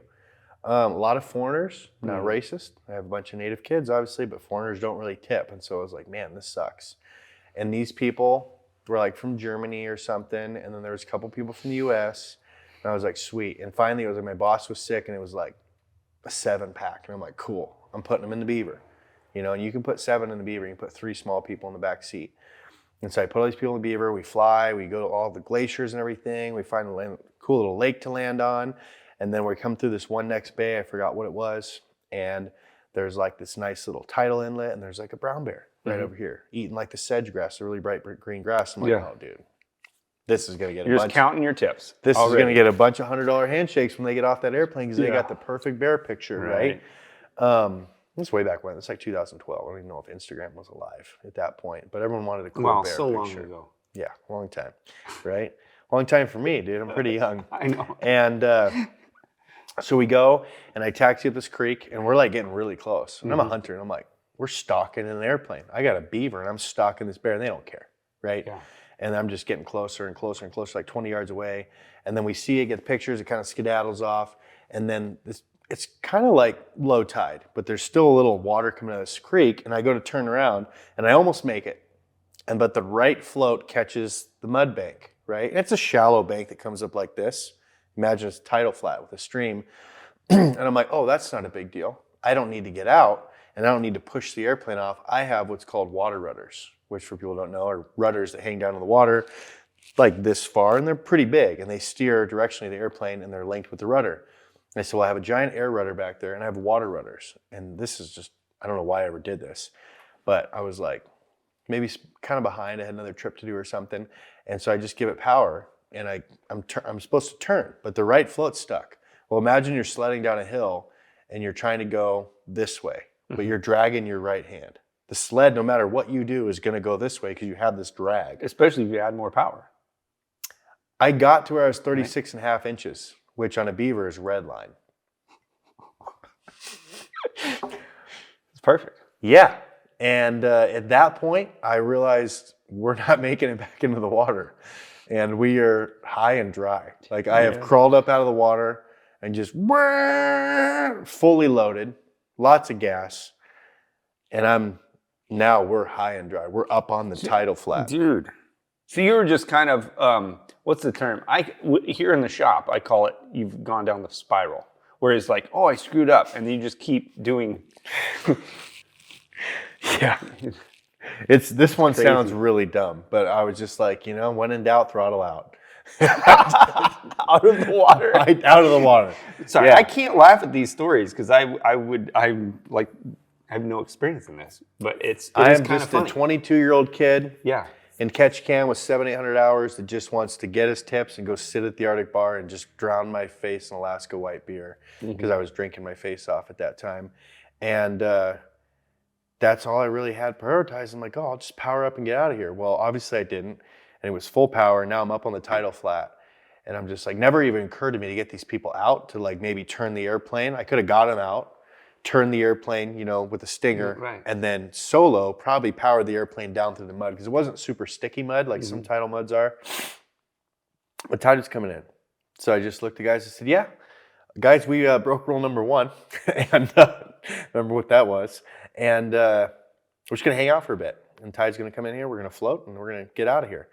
And I looked at the girl in my co-pilot seat and I was like, so what do you do for work? She's like, oh, I'm an actuary.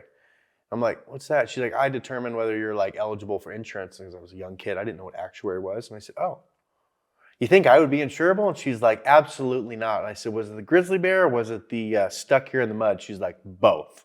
And she wasn't very happy. So I didn't get the tip. The water came in, floated the airplane, went home. And that's all she wrote. Did your boss know about this one? I don't think so. That's the one that no one told I them. think eventually these he people did. are back on the boat. You couldn't get them back on the boat fast enough, right? Like, I think eventually I'll give you the ride back to the boat. I think eventually he knew because like he had taken that plane in for 100 hour, and the mechanic or something said the floats were really scraped up or something on the bottom, and I was just like, that's interesting. Strange. Weird. Strange. That would have happened. Funny. By the way, I'm sorry for laughing at any of this. I know that I'm assuming, intend it to be slightly funny, right? People take life too serious, right? Yeah, and I'm not laughing. The story is funny. It's a great very story, funny. But I feel bad for laughing because I would probably done the same. You don't have to feel bad. I ran my airplane into a sign out here doing the exact same thing where I kind of got up on the bank and I thought I'll just power out of it. And instead of powering out, I won't be an asshole and laugh, but that is retarded. Yeah.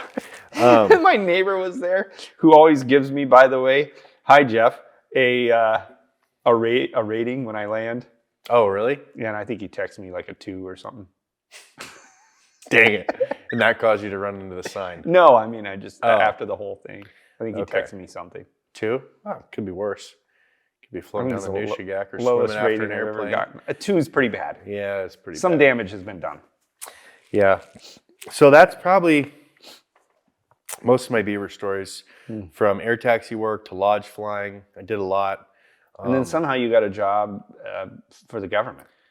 Yeah, I really liked lodge work, but I wanted to have a wife and kids, and you're kind of living like a gypsy. You're working like 4 or 5 months, come back, you're loaded. I would just elk hunt my face off and just blow all my money. And then I was kind of in the oil field in North Dakota, working, making really good money. Like I was 24, making like $120,000 a year over there, which was in the really winter. You do that in the winter? Yeah, and I was going to do that for 3 years. And my goal was, because I wrote down all my goals with my wife, and it was to own a Super Cub before I own a house, before I'm 30. And the goal was to go there for 3 years and save up $100,000 cash, right? Sounds great. And no one ever does it. No one saves money in North Dakota. They just blow it on diesel pickups and designer jeans, right? And wasn't saving much money. And the boss, who I'm really good friends with now, and I really did not click. And I pretty much just walked out and said, look, I'm leaving. And he got pissed. And I said, look, Brett, I'm not asking. I'm telling you. Here's my keys and here's my credit card. And I was a supervisor. It was a really good job. I just hated it. And I was getting tired and bitter. And I went back to the lodge. And it just didn't feel good. I'd spent every summer in Alaska since I was 17. That was the first summer I was going to miss. And it just didn't, like I told you, it gets the hooks in you. I just felt sick. Like I had a cancer in me. I wasn't going to show up. And I'm like, how can I not go to Alaska for the summer? Like, it's the best time of year. It's magical. It never gets dark. There's airplanes. There's partying. It's just amazing.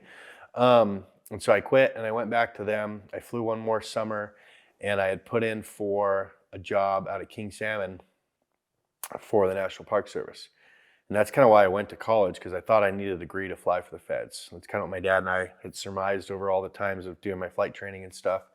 And you don't need one. You just need 1,500 hours. And at this point, I had like 2,000 hours, and it was for Katmai National Park and King Salmon. And I sold myself as having 1,000 hours in a beaver in your national park. And I really did. Like, I had a lot of time in the region, in a beaver, 185 time, some cub time, and it was kind of a walk-on. I wasn't needing any training or anything. I could run the full fleet of all the airplanes and kind of run their aviation program. Never thought I'd get hired because I'm a white male and I wasn't in the military. And the way the government hiring process works, they give preference to veterans and they give preference to other types of things. Like if I would have been, you know, not a white male, let's just say that, I probably would have had a better chance of scoring. So I didn't think I would make it even into like the top 3. And I did, and I interviewed, and I got the position. And I had been in King Salmon. People must like you or something. It's weird. I might have been qualified a little bit. I mean, you're just wrecking beavers and sorry, almost wrecking beavers. Almost, yeah. Spinning cubs, and then people are just hiring you left and right. Yeah, exactly. I guess I just had tenacity. I wasn't gonna quit. You know, I think it's your personality. I called over and over and over again to actually bug the refuge manager for Fish and Wildlife Service, and she finally told me, "Hey, the Park Service is hiring a pilot." And I had missed the opportunity to get the job, and there was a guy that actually got the job that I missed the deadline to apply, and that guy got fired. And you have to be really, really, really bad to get fired from the federal government, but he did in the first year in that probationary period. And so the job reopened, and I applied. I got the job, moved to King Salmon. Incredible. My wife and I had been in King Salmon because that's the hub where you fly for Alaska Rainbow Lodge to get people to and from the lodge and your changeover days and get groceries and all kinds of stuff. And so I was familiar with it, and I'm like, it's in the middle of nowhere. This is going to be a job that pays $80,000 a year. I'm flying a Beaver on floats, a 185 on wheels and floats, and Top Cubs on wheels, skis, and floats. And it like seems pretty cool. The one thing I didn't really understand is when I went to fly for them, a lot of my buddies, they said, you are going to go fly for the National Park Service. And I didn't understand quite what that meant. And I said, yeah. And they said, are you sure, like, you know what you're getting into? I said, yeah, it can't be that bad. I just, like, in a nutshell, I really didn't fit in. I'm a conservative. I don't know if that's apparent, but there's not a whole lot of conservative people in the federal government. And then when you go inside the National Park Service, the best way I can explain it, when you would show up to work and just say, like, I don't really care. Like, oh, how was your weekend? Oh, it was good. They say, oh, what'd you do? I said, oh, I went bear hunting, shot a 9-foot brown bear. They're just like perplexed. Like, how could you shoot a bear? Like, and they're just like, really? I would have never thought. Up here. A lot of them aren't from here. They're kind of transplants from all over, and they're all about preserving everything. They don't want anything to be taken or used or anything, versus conservation, where you conserve and take and give and take and use biology and reasoning instead of your feelings to worry about how many bears we're going to kill, and actually use like biological data and stuff. So I didn't fit in very good there. But other than that, the job's kick ass. Super killer training program. I don't have a ton of time on wheels. And they have a really good off-airport training program that's like super, super intense and teaches all about multiple passes and how to build yourself a warm, fuzzy feeling in your tummy. And I got hired like May of 2017. And I said, well, when I found out I was getting the job, I said, I can't live in Alaska and not have a Super Cub. Like, now it makes sense for me to have an airplane and buy one. So I bought our experimental Super Cub. I bought it from a dude in Willow for $90,000 in 2017. Don't have a lot of Super Cub time, right? The last one I flew, I think I wrecked it. So yeah, you can laugh at that. That's kind of funny. That was the last one. Huh. Yeah, so it's I'm picking this thing up right around June, the June curse. I'm like, oh, I hope we got over that. Oh, geez, man. Yeah, right? Just leave it in the hangar for a month. Yeah, right? So all that kind of happens in June. I moved to King Salmon. I'm flying. The Beaver's easy. It's a walk-on job with the Beaver on floats. A lot of heavy loads. A lot of people think parkies don't bring a lot of stuff. They bring a ton of stuff because they don't have like light sheep hunting gear. They have a lot of heavy gear and all kinds of things. And a lot of technical missions because you're flying from the Bristol Bay side over to the Bering Sea side. Sorry, the Bering Sea side over the Pacific side. So you're going through mountain passes that are windy, low weather. You get to the other side, the weather system's completely different on the, you're over by Kodiak and Homer and stuff like that. And it's also tidal. So when you're dealing with wheels and stuff like that, you have to catch the tide to land on the beach. And a lot of Cubs, Top Cubs, which is not a Super Cub. It's a Top Cub from Cub Crafters. Very different machine to fly. But it's is it like heavier and stuff? Yeah, they come out of the factory at 1,300 pounds, and by the time the Park Service gets them, they're 14 to 1430. Yeah. So 172 weight in a Cub. But it's an airplane that'll legally do 2,300 pounds. So you can do a biologist, 8 hours of gas with a belly tank, and do survey work. And so that's why they did that. So that's great for that. They don't perform like a Cub whatsoever. But it was a really fulfilling job. What do you mean? Really fulfilling? I love the flying. That's why I took the job. I started, it was like $80,000. I took a huge pay cut from North Dakota. $80,000 in the bush of Alaska is not hardly any money at all. Yeah, like, it sucks. But I'm looking at like retirement and benefits. It's really secure. I didn't realize the government, you don't have to hardly do anything and like work. You just like kind of have to have a pulse. And that really struggled inside like with me because I came from 120 hours a week in North Dakota, 100 minimum to like 120, busting my ass as a supervisor for a company. It's all about production, profit, money, and getting things done. And then I sold to the government. It's just like, we're going to slow your roll and put both engines to like beta, you know? So your wife, I remember, because I've followed you on Instagram for a while, and I remember at one point she posted something about you retiring and how that she had this sense that the life, the vigor that you had when she Took my balls. It took your balls. Yeah, it did. You retired at one point. Yeah, I was always Am I getting ahead of the story? No, you're pretty much there. I was always the guy that said, check your problems at the door. So check your problems at the door. That's what I told people. And I was the guy that was having issues coming to work. Like we'd go do a flyover and I would just be like, I would come home and just vent to my wife. We're literally wasting the tax dollars that I spend to go fly a Beaver over to take pictures of volcanoes in the winter. It just doesn't make sense. Why am I doing this? Yeah. If I'm not here, someone else is going to fill my seat, but I just intrinsically, it's killing me. You just don't want to be part of it. I just don't want to be part of it, and I'm sick of the rhetoric. And COVID messed it up because I was flying 300 hours a year for COVID, and it drastically took a turn. And then the whole thing was like, get the jab or quit. So I had to get the jab, and my wife called me a sheep and everything, and then it just really turned downhill from there. And after that, I just wasn't happy. And she's like, why don't you just quit? And I said, well, what am I going to do? This is not a job. This is a career. I'm a career pilot. This was my end goal. This was my goalpost to fly for the feds. I have it. It's the dream job. I get 2 to 3 weeks off paid a year. I have all this sick leave. I live right next to the dock. I fly Beavers, 185s, and Cubs. And I'm going to do this for 30 years and retire. And she's like, do you really want Joe? I don't know if it says, do you really want Joe Biden to be your boss for like the rest of forever? And I was just like, you know, I thought about it. And then she followed up with, and she said, do you really want to be on your deathbed? And so I really worked so hard and bust my ass for the government when you were replaceable. And she's like, you're not really replaceable home as a dad. I could have you help me with my business, help me run retreats. We're going to buy a house that's got some Airbnbs and we're going to manage that. And I think you could do pretty well just on your own. And I struggled deeply with it because I did not want to quit and I was terrified to leave the nest. Hey guys, we'll get right back to the interview. But first, let's talk about the easiest way that you can support us in making more content like this. One of the most overlooked weight savings you can do on your aircraft is seat upholstery. In addition to losing an average of 5 pounds and as much as 45 pounds in extreme cases, redoing your seat upholstery will make you more comfortable while you're flying, add value and curb appeal, and can even have added safety margins.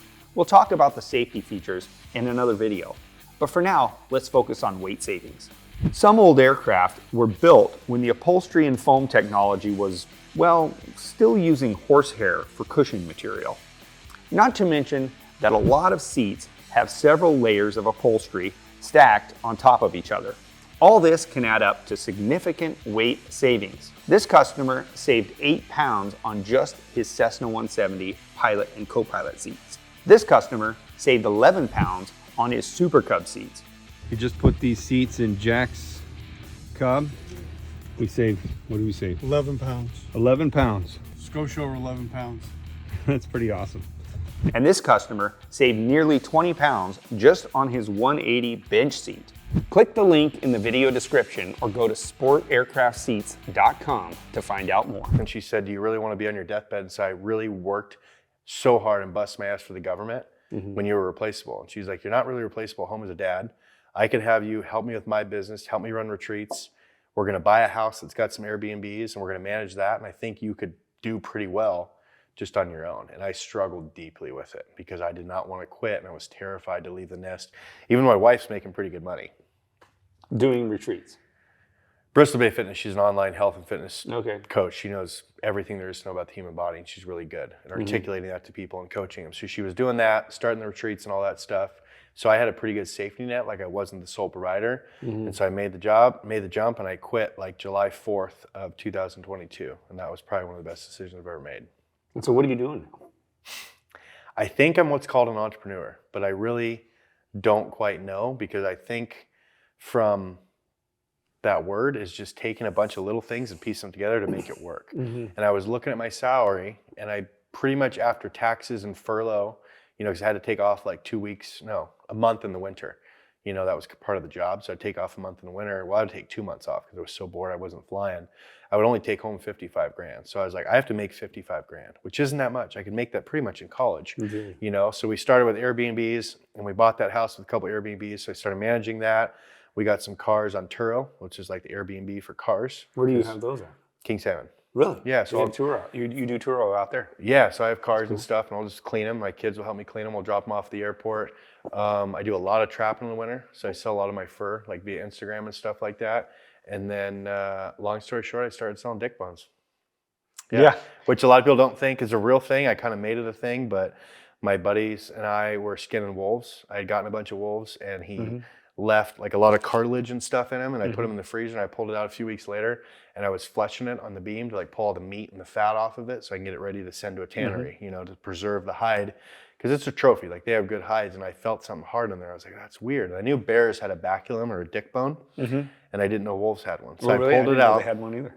Yeah, and my Instagram can be kind of funny and crude, as you've probably seen. And I just made a joke, like, whatever sick bastard wants to buy this, I'll put it up for bid. And one of my buddies actually bought it in Fairbanks for $105. The dick bone. Yeah. And then I had like 16 wolf carcasses in my woodshed out back. You're like, I got 1,600 and... No, I didn't say that. I just said, I'm not gay, but $100, $100. You need a dick, I'll go whack off a dick right now. That's what I said, verbatim. And I said that, and they started selling like crazy. We're going to definitely edit this out, but keep going. Just had to make Josh laugh. He's over there like, what the fuck's going on? Sorry. Edit cock talk. Keep whacking, dude. Yeah. Keep whacking so about the whacking. that's pretty much it. It kind of just turned into a thing. I made a few shirts. How many dicks have you sold? Oh, I don't know, probably 50. 50. 50 So you or made so? $5,000. Yeah, maybe around there. You selling them all for 100? Does everyone know that's just the price? Going rate? Maybe not all wolves. There's some does Wolverine. anyone... do you have any competition? Yeah, the going rate, people sell them for like $5. But the thing is, people want to buy them from me. It's weird. Yeah. You know, they want the personality. They want to know a story. Oh, Grenda trapped this one, and he flew it out on a Super Cub. So there's an actual market. Like, it's a commodity. Yeah, people buy them as like martini stir sticks and stuff like that. Dick bones. I mean, maybe like on eBay or something. Is Like there in the trapper world, it's called a baculum, is the technical term, but no one really knows what that is. Yeah, that's a brown bear cock. And so you can sell those for like $5, but I don't think you can sell a brown bear part. I gave that one actually. You can't sell brown bear, but you can do a wolf. You can do a wolf, yeah, just like you could a wolf skull. Certain brown bears in certain units, you can sell parts from them. I'm not sure about dicks, so I don't sell brown bear dicks. But I think that's sitting on Donald Trump Jr.'s desk. I gave it to him as a treat. No lie. Treat? Yeah, I brought it. He invited me to his Christmas party, and I gave it to him as a gift. I should have shown up with a gift. I think you should have said gift rather than treat. Yeah. I think that was a poor choice of words. I'm sorry. Yeah. I gave it to him as a treat. It was a treat. Hey, have a treat. I gave him one, and then I gave his girlfriend one as well, as like, thank you for inviting me to your party. And I'm sorry I didn't bring you a gift. I should have brought you like a set. That's fine, dude. I don't really... 35s or something. Yeah, a set of 35s. So funny. So talk to me about cub flying and hunting. Your two passions, how do you put them together, and like, what does that mean to you? Well, this has been the biggest like debate. Everyone thinks I'm an outfitter, a guide. I run an air service, and everyone thought that's where I was going to go after I left the feds. You know, because I'm pretty good at hunting. I've done it for a long time. I really like it, and I'm pretty good at flying the Cub. I'm like, why wouldn't you just run an air service, be a transporter, anything like that? I'm just like, my biggest thing is if you're doing that stuff, you're not hunting. And I moved to Alaska with one goal, and it was to just literally hunt everything. Because for me, this whole thing kind of comes to fruition. I was the kid before social media and phones, like we had magazines next to the crapper, if you guys remember. And Outdoor Life was like a huge hunting magazine. Right. And I remember seeing the guy in hip boots with a Super Cub and a moose rack tied to the strut. And I was like, that is my hero. I don't care about John Elway. I don't care about Brett Favre. I don't care about Michael Jordan. I'm like, that's who I want to be. And the really cool thing, I think hope will inspire people from this, is like I worked really hard and I busted my ass, but like this is normal now. That was my goal, and I do this all the time. That's my 15-year-old daughter with probably the biggest moose I'll ever see, and it's the first moose she ever shot this year. So I remember seeing a picture you had of this moose rack that was like, Is that the right term? Did I use the right term? You're doing great. Fuck. So nervous right now. That was just so huge. I don't think it was that one. Maybe it was. Is that the biggest one that is the biggest one you've ever seen? Yeah. It's 73. But you're a tiny guy. So in comparison. Yeah, and she's not a very good hunter. It's only her first hunt ever for moose, and so she was able to get it done instead of like the 5th hunt or 6th, or whatever, Well, I didn't have you, okay? Yeah, and I was going for a legal moose, and which is 50 inches, which is a really mature trophy-sized moose, and that one stepped out, and I was like, well, what am I supposed to do? Not let my kid shoot this? But like, she's never going to top that, most likely. That's incredibly huge. I think that's perfectly the right decision. What else are you gonna do? Shoot it yourself? You got to be a real coward, like, to shoot it yourself and like push your kid down and take the gun. Like, I could never live with. Get out of here! Yeah. Daddy's never shot a moose this big. I mean, yeah.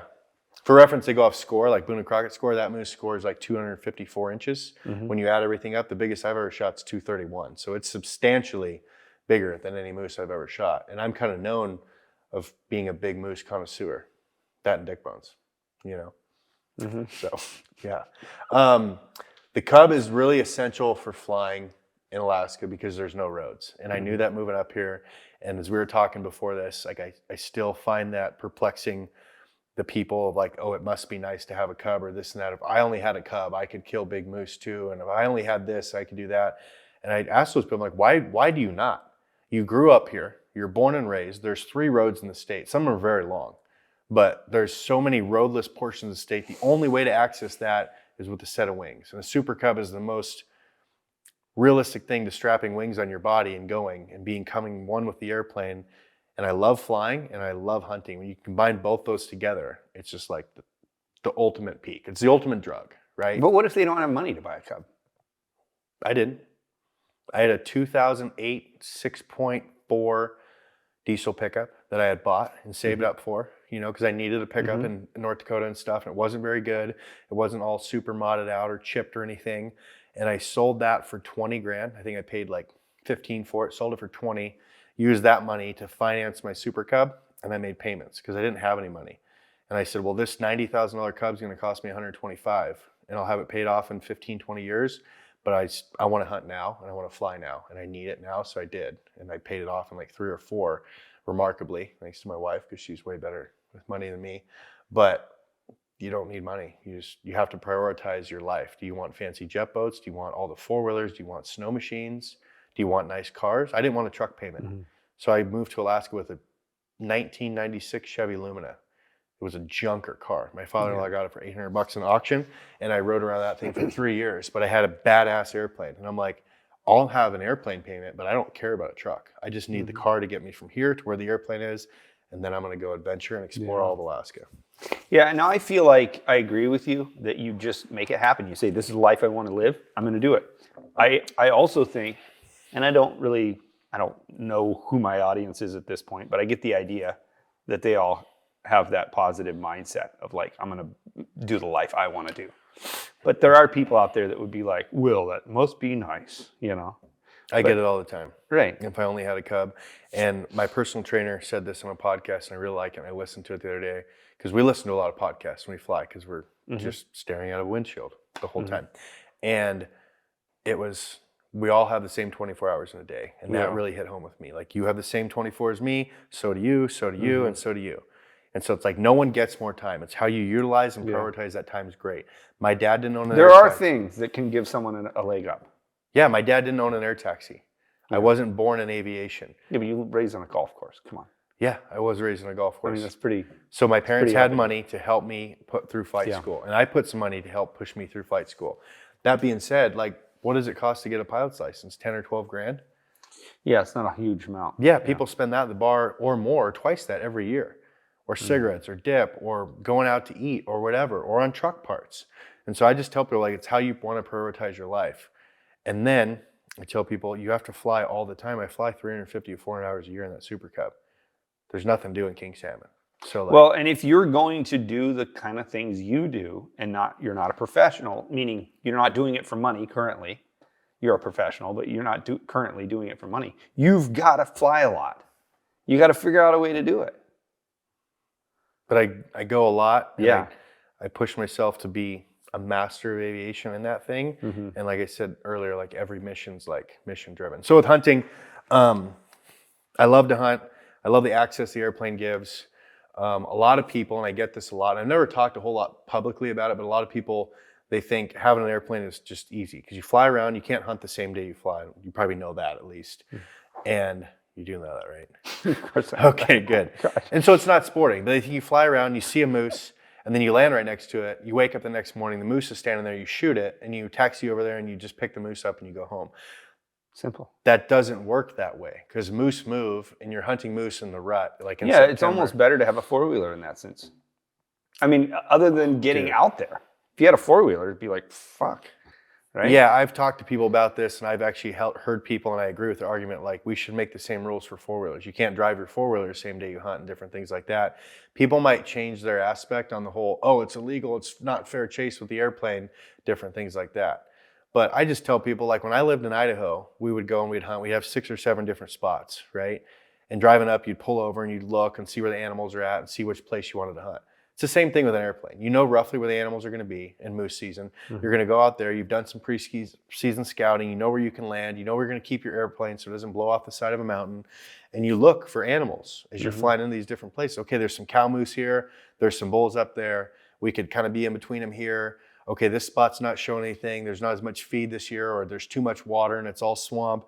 And you look at all these different places and you put yourself into a game-rich environment. You're not saying, that's the moose I'm going to kill right there. Mm-hmm. I've killed some really big moose, and I spent a lot of time moose hunting. I probably packed over 20 of them out.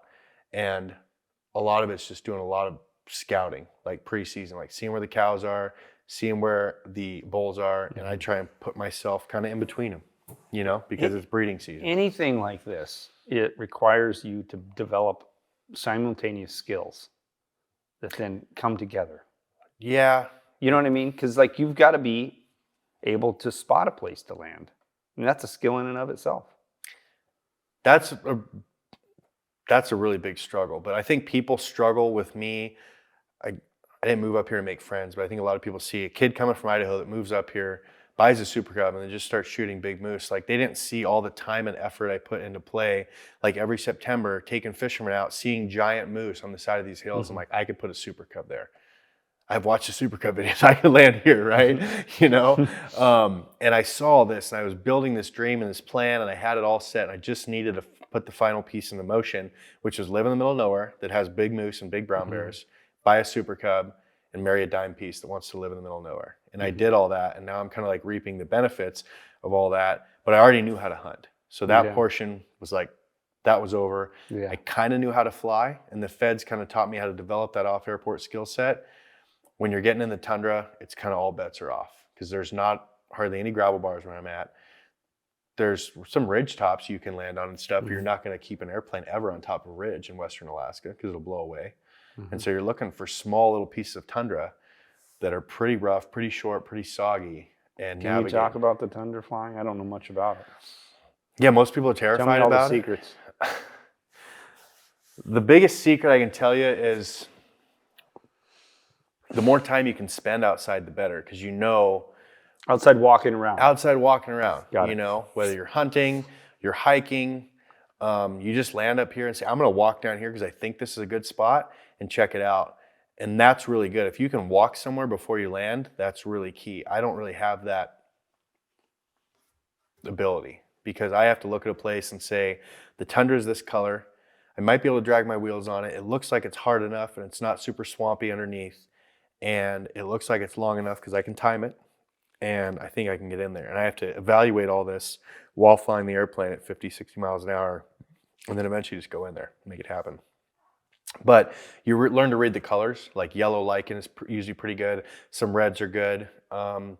Some colors of green. It almost looks like the back of like a SOS pad. You know, the scrub sponge. And that's yellow on one side and green on the other. That kind of tundra is really pretty good. But it just Are these hard and fast rules? No.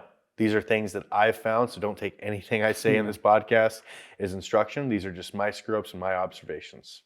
Well, it is interesting to hear you say colors because then it's like, well, maybe I'll go out and test these theories on my own and go, well, what colors? Like pay attention to colors at least. Like if there's nothing else I get from this is colors is one But you thing. can't go based on all that alone Yeah. because there's some like blueberry bushes that look really similar in different color lighting to the green stuff that's always rock hard.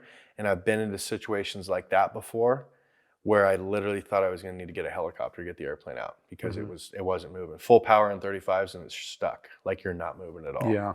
And I've been stuck probably 5 or 6 times in a Cub. It's stuck because it's just that soft. Yeah. Like you're not moving.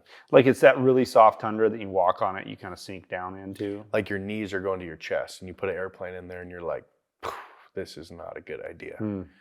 And that's hard to get an airplane moving at that point. So Yeah. you're draining all your gas, you're throwing all your stuff out, you're giving it to a buddy to move somewhere else, and you're just trying to get out of this one spot. And it's very difficult because you can't really accelerate more than like 10 miles an hour full power. And so I've been in situations like that, and you learn not to go back to places that look like that. But that just comes with experience. Tundra is really difficult on how to read. None of it's usually that smooth. And Yeah. I've been in there's a picture on here. I've been in that showcased the one that the airplane's kind of up on its side, and I was stuck there. I think this is the one that you were talking about where it's just like down in a hole. Is that the one? Yeah, I got stuck there. I landed there. As See, you it can looks super, I mean, it looks like you're in a hole there, but it looks super doable everywhere else. But it's amazing when you look at a terrain like that to me. It just looks like you could land anywhere. once. And then, well, but I mean, I've been in these situations where I'm like, I'll find somewhere to land, and I go flying around for an hour and I never find anything. Yeah. I feel like I have a pretty keen eye for it because it's like gravel bars aren't existent down there. So if you want to utilize an airplane, and it's not a very good spot for wheels. And people told me that, and I knew there was going to be competition with float planes, so I didn't want a float plane. I wanted a wheel plane where I was going to be living, working for the feds. I was going to have to figure it out. So I just kind of started slow, and you start slow into places that are like well known, like have some wheel tracks and Tundra, that yellow lichen that's usually a lot more favorable and flat, you know, and then this stuff gets pretty gnarly. But that being said, like I was flying top Cubs with 31s and bungees for the feds, and then I'd go and fly my Cub with shocks and 35s, and you definitely need both those mods to really be doing the rough Tundra stuff. Otherwise, you're bending a lot of stuff and breaking things, you know. Yeah. That was a long time ago I landed in that little spot. I like spots like this because it's like, well, it's a different color. You can at least see where it is. Yeah, if you see that, you're good, you know. But even this stuff here, like this color stuff, for me is pretty hard. You know, just the way the wind was blowing. I bounced it pretty good here. But that was a short one here. It was like 200 feet, I think, to that one. What do you weigh? 250 now. It's probably 260, Dude, 265. that's the other thing that amazes me. Like, That I can fit? well, no, not that you can fit, but it's like when you think about flying an airplane, I get this thing light and I go do the shortest strips I can or whatever. I weigh 100 pounds less than you. I know. So it's like, how are you doing so much better than me? And it just shows how much of it is like skill and experience. Well, I got a lot more screw ups, dude, and a lot more experience, you know? Anyway.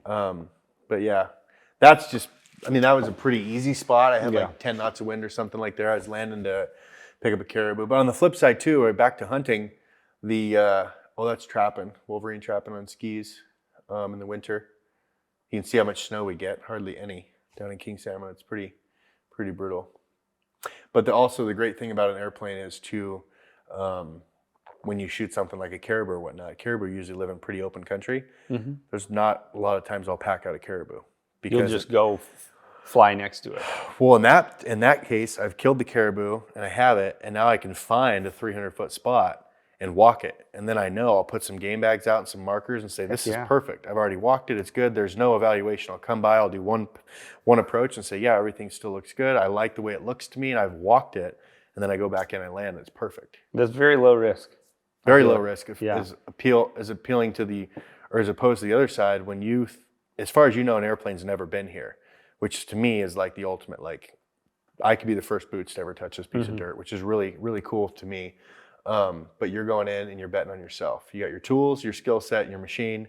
I don't fly with anyone else. I'm always by myself. I don't have a wingman. There's no one down there to really be a wingman. Like I would say 95% of my hours are spent flying by myself. And you're counting on yourself 100% of the time, which is pretty interesting. I love it. And fun. What do you think about, you said you had some thoughts on the term bush pilot. I really don't like it because when you go to social media and stuff, like, oh, I'm a bush pilot or I'm this, and you look at just people's name. It's like bush pilot 123, bush pilot 123, period. And everyone wants to be a bush pilot. And I think one of the best things I ever heard, I don't know who said it, but like most of the real bush pilots are dead or they're almost dead, because they're the guys that barely had an ADF, didn't have the GPS or 2 GPSs and an iPad and an iPhone with ForeFlight to follow the pink line if stuff got bad, or cell phone service if something happened on a gravel bar up here in the Kinnick or something like that. They had to go out, break Cubs, fix them, fly them home, build them better, and then break them again. And those guys are the ones that like really pioneered the stuff of bush flying. And so like I get called a bush pilot, and I don't like try and correct people because I don't want to be too rude, but just the term bush pilot gets thrown around by so many people. Yeah. Like, just because you own a Super Cub on bush wheels and you go and land on the Big Sioux in the Kinnick does not make you a bush pilot. I'm sorry. Like, that's going to hurt some feelers, but that's not a bush pilot. Yeah, I agree. I mean, but everyone wants to be one. Yeah. Because it's cool to have a Super Cub, right? Yeah. And call yourself that. Well, there's got to be a term for that. It's someone that is comfortable not operating out of places that aren't runways. Maybe we say that's a bush pilot, and then we come up with another term for those other guys that you're talking about. But we can't use the same term for both of those types of people without some sort of an explanation, because they're totally different. Yeah. The best way I can explain it, and I would go to parties and buddies would walk up to girls, oh, I'm a pilot. Like, to me, that was never the goal. You want people to brag about your airmanship. You want them to brag about how awesome your landings are. Like, oh, Daniel didn't get a 2. He got a 2.5 today. Like, it's pretty good. Whatever. You know what I mean? Can you just... you want people to brag about you. You don't want to brag about yourself. If other people are calling you a bush pilot, harness it. That's cool. But don't go around like, I'm a bush pilot. And like flaunt that or whatever. Well, I don't even say I'm a pilot for honestly, because I'm like, there's someone in the room at any time that. Yeah, but you're still a pilot. You're still an aviator. That's great. I don't know. You love airplanes. You love navigating. You love like the true joy of flying. But I feel like a lot of people, they want to be the bush pilot, and they don't necessarily. You can't really earn that title. So you don't hate the term. You hate it being used how it's sacrilegiously. Yes, I hate how it's used. Just like I don't like that freaking.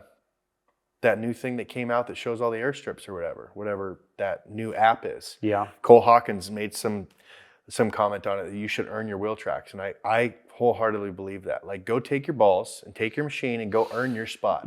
But don't go and look that some guy spent thousands of hours on Onyx and Google Earth and everything, finding all these strips and then marking them so you can just go reap the rewards of other people. Well, so here's my thought on that. I'm not necessarily 100% against it, but I don't use it. I know that it exists. Yeah. I have glanced at it in the areas that I'm familiar with, and I've said, I've seen enough. Because actually in those areas, I know more strips than are on there. But I mean, I earned all those strips. I mean, and some of them incredibly visible that no one told me about. But you turn up this little canyon that you didn't know about, and boom, right there in the middle, there's a super visible strip. It's so cool to find that. Yeah, for the first time. You feel like you earned it. And I have no intel on it. All I know is that people have definitely landed there, and I got to figure out a way to downfly it or whatever, right? Yeah. It's a cool experience, and it's obviously even cooler to find a spot that there's no tracks, and that, to your knowledge, no one's ever landed, and pioneer a spot like that. But have you done that? Oh yeah. It's an amazing feeling. It is a great feeling. You're by yourself and you're betting on yourself, and you could be the first boot that's ever stepped here. Like, that is true flying right there, and that's the freest moment you'll ever have. Well, what I've been doing, this is my favorite thing, which is since I got my pilot's license, I used to paraglide, and I still do a little bit, but my thing has always been finding ridges where I can land, where the prevailing wind would be in a good direction for soaring.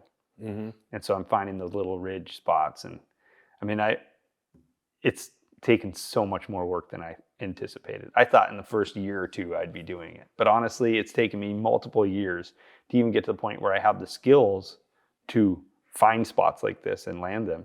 And then it's like, hey, those spots don't exist that much because the wind's got to be coming. It's got to the topography has got to be perfect, and then you've got to find a place to land. And it's like When you leave your airplane up there? what you do is you land.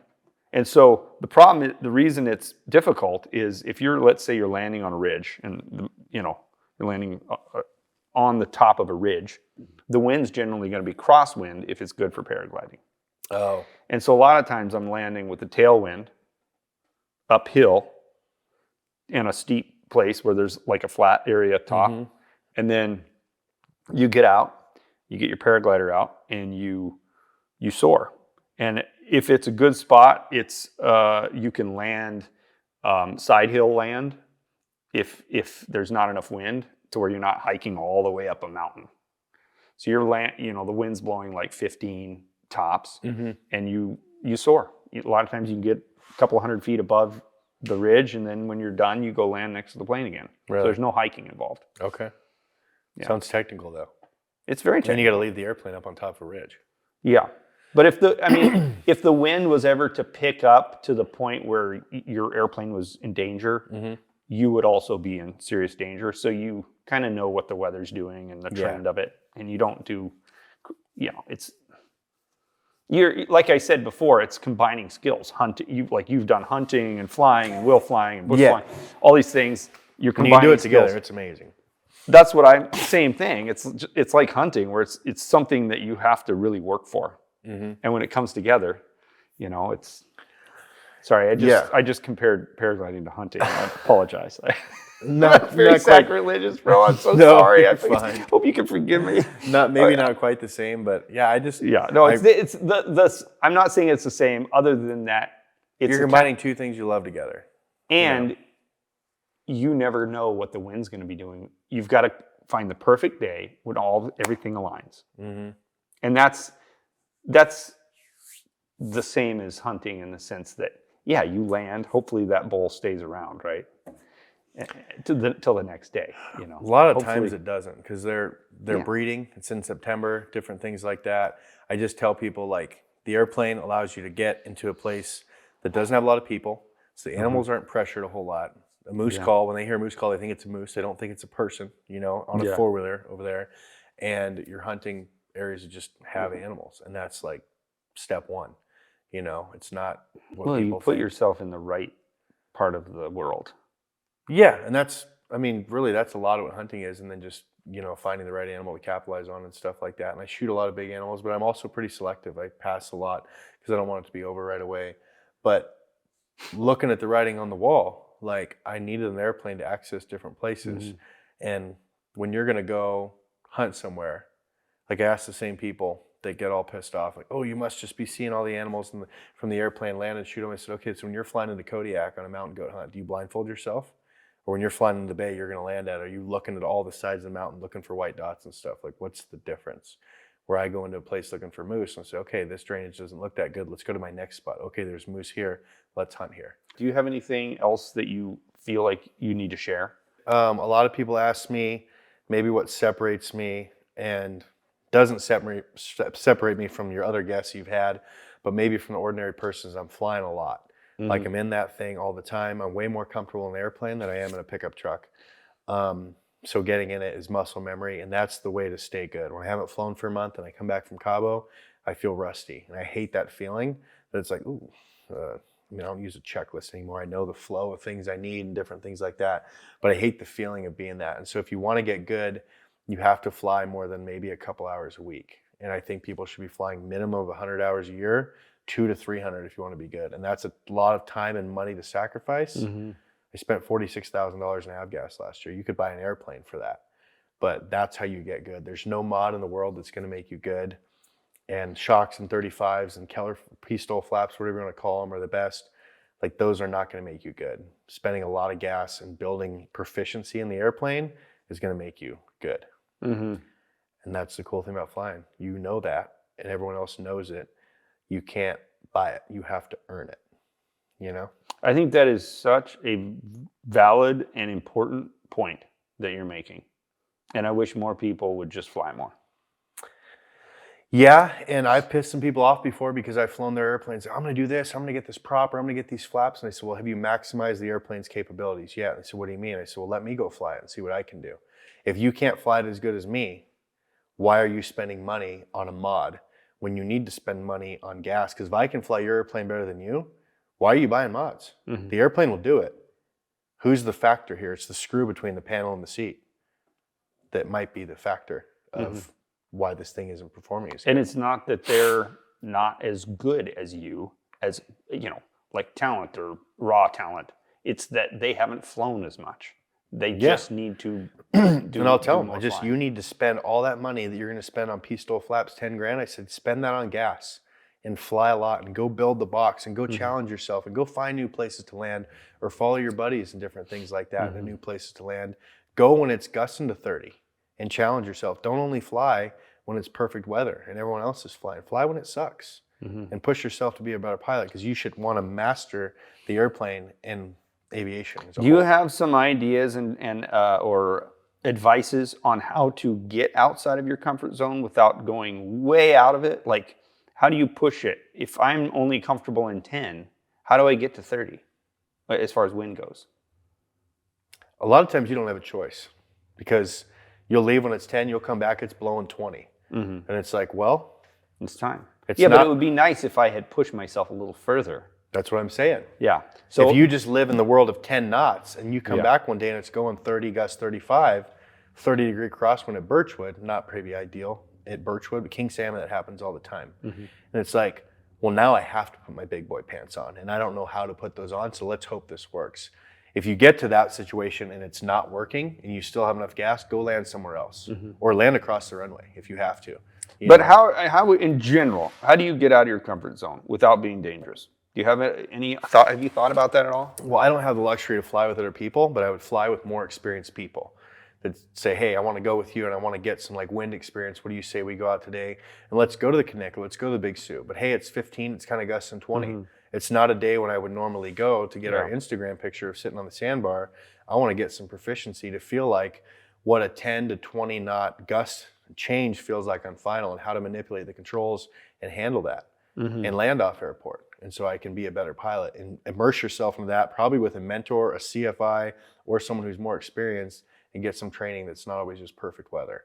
And if you're pushing yourself to do that and pushing yourself to hit the spot and stay on center line rather than letting yourself just be lazy and only fly when it's nice, I feel like that's how you're going to grow. But I love the saying, there's no growth in the comfort zone, right? If we only fly when it's blowing 5 knots and the ceiling's at 10,000 feet, never going to grow. So there's no growth in the comfort zone, and there's no comfort in the growth zone. You're going to be a little scared. You're going to have to wipe the sweat off on your jeans a little bit and say, okay, I got this. I can do that. I'm proficient. I've worked with an instructor. I know how the airplane handles, and I know I can go around. And that's how you get better.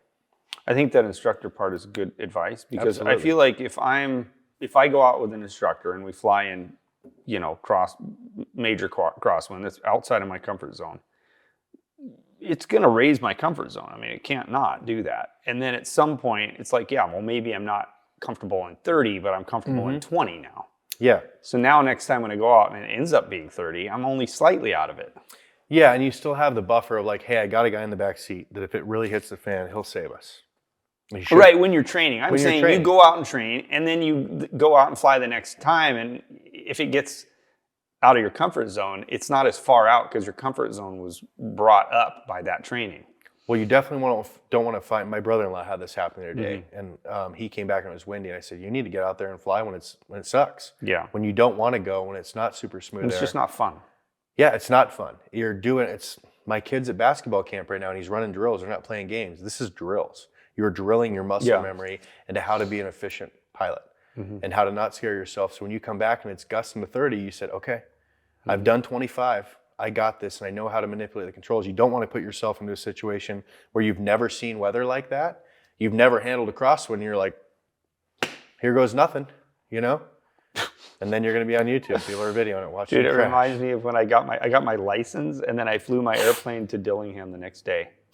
Really? Yeah, it was That's a pull. It was like a 5-hour flight, and when I got out there, that's the thing. It's different. Flying around here, you've got 20 different runways to choose from. Out there, it's like, well, you don't have permission to land at Shannon's Pond. So Oh, you could have gone in the yeah, right. Well, I would if I needed to, but like it's like well, you got one runway to choose from, and I was like, well, shit. And there's trees. It was and blowing the wind direct spoils. crosswind at 30, Yeah. and I was like, I gotta land, Here goes nothing. and I was way out of my comfort zone. Yeah. Yeah. But in that case, I'm telling you, you could have went to Shannon's and say, okay, I'm going to land over here. I don't have to the land. social awkwardness of explaining myself was far more awkward than me just doing a 30 crosswind. Yeah, exactly. Which is sad. And go to different runways like you're saying. Don't just go to one. Go to Birchwood, go to Goose Bay, go to Talkeetna where there's different wind and different things and different crosswinds are going to spoil the wind differently because every place is different. And once you can master a runway like that, then you start working in more into the off airfield. Well, if you're going to go to Birchwood, you're not going to have your upwind. It never blows. It's pretty calm. Yeah. If you want some experience, come to Wolf Lake.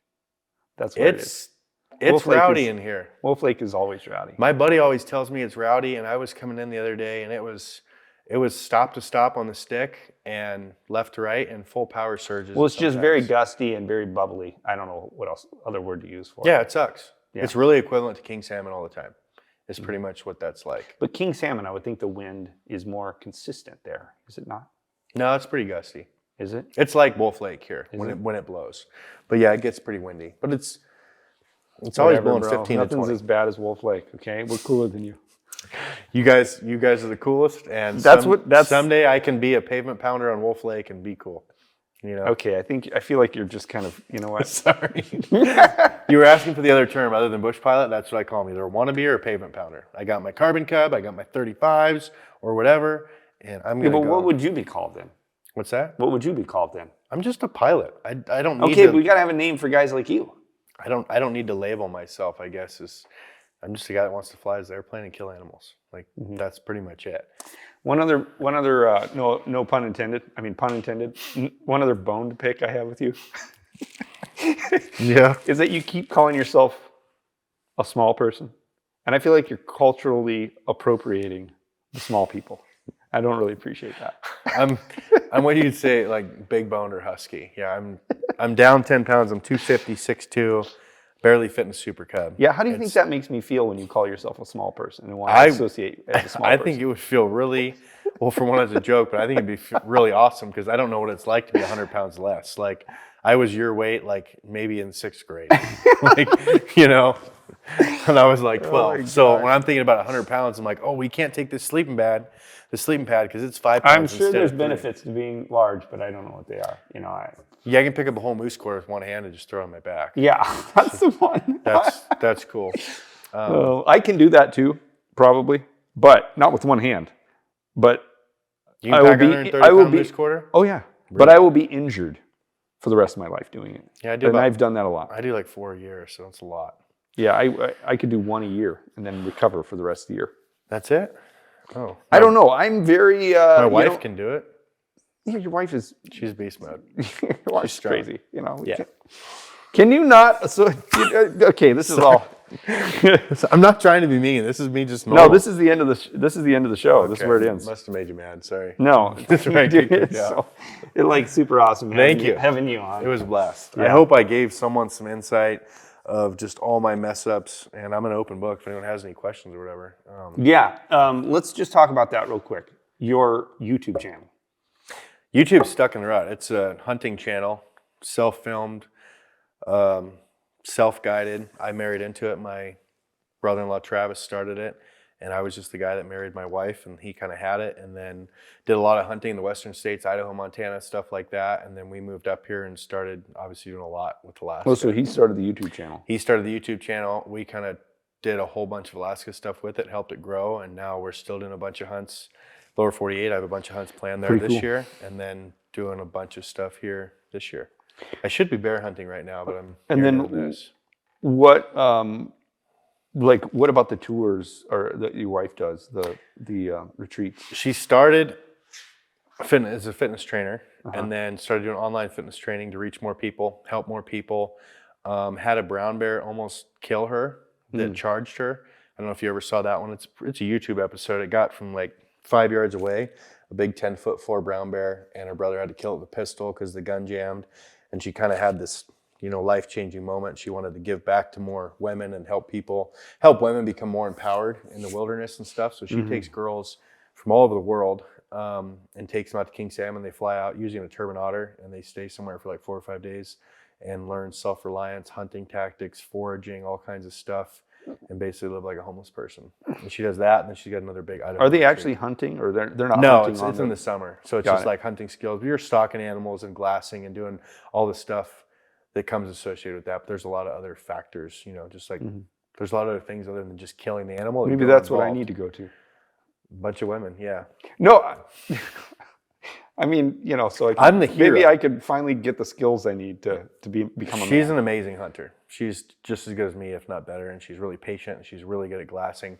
But yeah, the retreats are good for me because I get to stay home with the kids and I just show up out of nowhere and I just start throwing pizzas out the window. Just like, here's a pizza, here's a pizza. Last year I dropped one of those hard box Yeti things with a bunch of fruit and Skittles in there. You airdropping pizzas. Yeah, throwing them out the window. And you're in the middle of nowhere. Yeah. Oh, Girls that have showered every day since they've been born or could shower. Now they haven't showered 4 days and a pizza comes flying out of a Super Cub window right over their head. Like, it is. I don't know what it is heaven. about junk food in the bush, but I remember when I lived out in Dillingham, it was like, oh, you came from Anchorage? Did you bring me some 7-layer burritos from Taco Bell? It's like, oh my God, yes. Yeah. It's like, so weird. So yeah, that candy, ice cream, and pizza, that's kind of my role for the ladies. And I help a little logistical support on that. But that's her business, and do a bunch of other stuff. And we got Bristol Bay Retreats is her website. Just Google Bristol Bay Retreats. She's got an Instagram. Her Instagram's Tana Sue Fit. And she just posts a lot of cool stuff on there. She's way too good looking for me. And literally the only reason, this is another reason to be a pilot, right? Bush pilot, or wherever you want to label yourself as, is I met her. You guys probably haven't heard of this thing called Tinder, And don't laugh. It used to be funny, but now like a lot of people have met on Tinder. You met on Tinder? Yeah. And she was holding a picture, or holding a grayling, judge. taking a picture of a grayling at 6 Mile Lake right up here by, I think, Eklutna. Is she from up here? No, but she lived here and studied air traffic control when she was like 20 at UAA. And so she lived up here for a couple And of so years. you met her? Met her in Idaho on Tinder. And she was holding a picture of a grayling, and I was sitting on a bush wheel of a Super Cub. So those are the two photos that you saw? The bush wheel of the Super Cub I was sitting on was the Super Cub that I took the 709 ride in that said, I still know how to fly airplanes. But that was my super duper Tinder profile picture. Like, look at me, I'm cool. And I even wrote her and I said, man, any chick holding a grayling must be pretty damn cool because I think that's an Alaska fish. And she skipped it, Like the movie 8 Seconds, Lane Frost, they call them buckle bunnies. All the girls want to just hang out with the cowboys and the buckle bunnies. I call them bush wheel bunnies. They're girls that just want to latch onto the bush pilots and the bush wheels. And she just skipped over my fish statement. She said, do you fly those airplanes? And I was like, got her.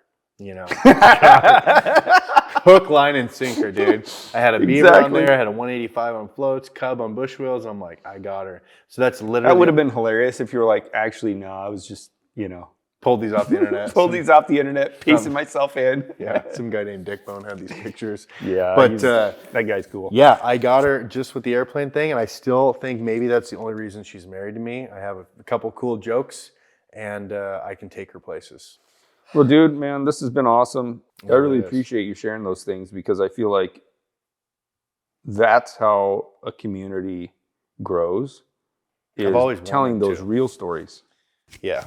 All right, you made it to the end of the episode. That is an accomplishment. I really appreciate it. Obviously, you like this content.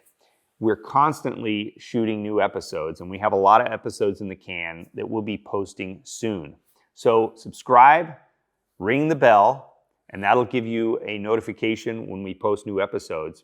In the meantime, like this content, comment on it, let us know what you think. And if you want to support our channel, go to sportaircraftseats.com and get seats for your airplane. We really appreciate it. Thank you.